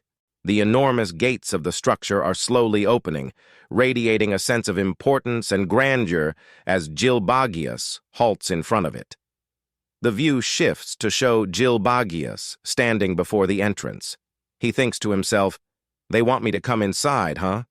as he contemplates entering. The gates have now fully opened, and the eerie atmosphere intensifies as Gilbagius takes a step closer toward his next challenge. Gilbagius enters what is described as an ancient stone-made palace, observing its decaying state. He notes there's no sign of anything, indicating the desolation of the place. Gilbagius is confused by the presence of stone monuments scattered throughout the palace, thinking they resemble gravestones. Gilbagius reaches a door with the creaking sound signaling its eerie atmosphere. He mutters, "It's here, huh?" as he prepares to enter the next area. Inside the palace, Gilbagius finds an enormous empty room. His face shows concern, and he is clearly alert as something unexpected may be lurking inside. Gilbagius peers into the room, hearing the door creak ominously. The empty room in front of him is vast, with towering arches and an empty checkered floor, adding to the eerie atmosphere. Repeated scenes show Gilbagius opening the door over and over, indicating that he's stuck in some sort of loop, with each creak sounding exactly the same. His frustration mounts as this continues. Gilbagius finally snaps in anger, shouting in frustration, "How many times do you want me to do this?" His patience is clearly at its limit as he curses, calling someone a bastard and exclaiming, "Enough is enough." His rage indicates that someone or something is toying with him. Gilbagius opens the door to a new room. The large space has tall pillars and a checkered floor, giving off a grand palace or temple-like atmosphere. As he enters, the door creaks behind him. Gilbagius, relieved to see a change of scenery, exclaims, "Finally a different scenery." He notices the girl and questions aloud, "A visitor?" Gilbagius spots a girl standing near the center of the room, bathed in a mysterious light. The surroundings look like an altar or ritual site with floating dark crystals. He is surprised and wonders, "A girl?" Gilbagius observes the girl closely. He notes that she's too small to be called a woman, but also too bewitching to be called a child. The girl casually yawns, showing no apparent concern. A close-up view highlights the girl in more detail. Her outfit is minimal, accentuating her ethereal and almost hypnotic appearance. Gilbagius reflects on how difficult it is to categorize her. Gilbagius tries to analyze her, but he realizes, "I can't grasp the shape and power." His eyes widen in surprise, thinking, "I knew it." The girl notices Gilbagius and fidgets slightly, giving a curious, as if she's aware of his confusion. Gilbagius questions himself, wondering, "Is she the devil befitting me?" As he stares at the girl intently, the girl narrows her eyes and bluntly asks, "Why is a human here?" Her gaze is cold and calculating, catching Gilbagius off guard. Gilbagius is confused by her question, asking back, "What do you mean?" The girl repeats the question multiple times with growing confusion and a hint of amusement. A devilish smile creeps onto her face, and she starts laughing quietly to herself, "Foo-foo, foo-foo-foo," as if the situation is more amusing than concerning. The mysterious girl bursts into a hysterical and unsettling laugh, filling the large chamber with echoes of "ah-ha-ha-ha-ha-ha-ha-ha-ha-ha." The sheer volume of her laughter leaves Gilbagius visibly shaken and confused. Still catching her breath, the girl comments, "It's plain obvious," while sitting casually with a mischievous look on her face. Gilbagius watches in shock, unable to fully understand the situation as her laughter continues to reverberate in his mind, amplifying the tension of the moment. The mysterious girl gestures towards Gilbagius and commands him, "Have a look at yourself," while holding her hand out confidently. Suddenly, a mirror materializes in front of Gilbagius with a swipe motion. He is visibly startled as he prepares to look. Staring into the mirror, Gilbagius is horrified by what he sees. His reflection is grotesque and dark, showing his true self, an image that leaves him shocked. With a grim realization, Gilbagius mutters to himself, "It's unmistakably me," confirming that the terrifying reflection is indeed his own. The mysterious girl watches from a throne as Gilbagius turns to confront his reflection. She asks, "Who are you? Tell me your name." Gilbagius turns and is suddenly taken aback, shouting. He realizes something alarming, and his shock is evident. Gilbagius frantically looks around, realizing that something terrible has happened, with the dramatic sound effects enhancing his confusion. Gilbagius notices that the door is now gone, trapping him inside. His panic escalates as he understands the gravity of the situation, thinking, "The door is gone!" The mysterious girl smiles menacingly, softly chuckling, "Foo, foo, foo, oh dear," as if enjoying Gilbagius' confusion and fear. The mysterious girl has grabbed Alexander by the collar, lifting him into the air. She mocks him, asking, "Were you trying to escape?" As Alexander remains silent, the girl smirks and says, "Keeping silent, huh? Then how about this?" implying that she plans to take more drastic action. Chains appear with an ominous message saying, "Silence is taboo." This further reinforces the idea that Alexander is in a situation where staying silent is not an option. Alexander finally speaks up, revealing his name. "My name is Alexander, the hero of the human race." Alexander panics as his mouth starts moving involuntarily. He exclaims, "What? My mouth is moving by itself." As his mouth continues to move without his control, he begins revealing his identity. "I am the prince of the demon race. I was defeated by the demon king, and before I knew it, I was reborn." Alexander struggles to stop himself, yelling, "Stop!" multiple times. Meanwhile, the mysterious girl watches with interest. The girl observes calmly, commenting, "Who? A reincarnator. This is my first time seeing one with an intact self." The girl mentions that Alexander was defeated by the demon king and asks, "Shouldn't you be devoured by the cannibal's curse?" as she twirls playfully in the air. She notes how the curse wasn't able to completely digest his soul. She continues with a smirk, "Foo-foo. How tenacious," showing her amusement at Alexander's resilience. Nodding to herself, the girl says, "Guess I shouldn't underestimate the human race," showing her growing respect for his strength. She then shifts her tone, leaning closer with a more serious expression. With a smile, she asks Alexander, "Well then, what's your purpose for coming here?" Alexander, now struggling in chains, expresses his goal. He came to the devil world seeking strength, growing horns in the process, to defeat the demon king using the advantage of his reincarnation. He furiously states, "By taking advantage of this reincarnation in order to defeat the demon king, I came here seeking strength," highlighting his desperate quest for power. The girl, observing him, slyly remarks, "Who? Seems like you are planning a rebellion against the demon king," recognizing Alexander's intentions. Alexander's determination and desperation to overthrow the demon king, while the girl, amused by his ambition, is intrigued by his rebellion. Alexander reflects on his endurance, saying he has endured this for 5 years. The dark tone of the panel highlights the passage of time and the hardships he has faced. Alexander further reveals the depth of his suffering. He has been eating the food of the very race that killed his mother and has been surrounded by enemies who destroyed his hometown, reflecting his inner turmoil and hatred. He concludes that as long as he hides the truth, there will be a chance for victory. This implies that he is secretly plotting, holding on to a hope for revenge and triumph.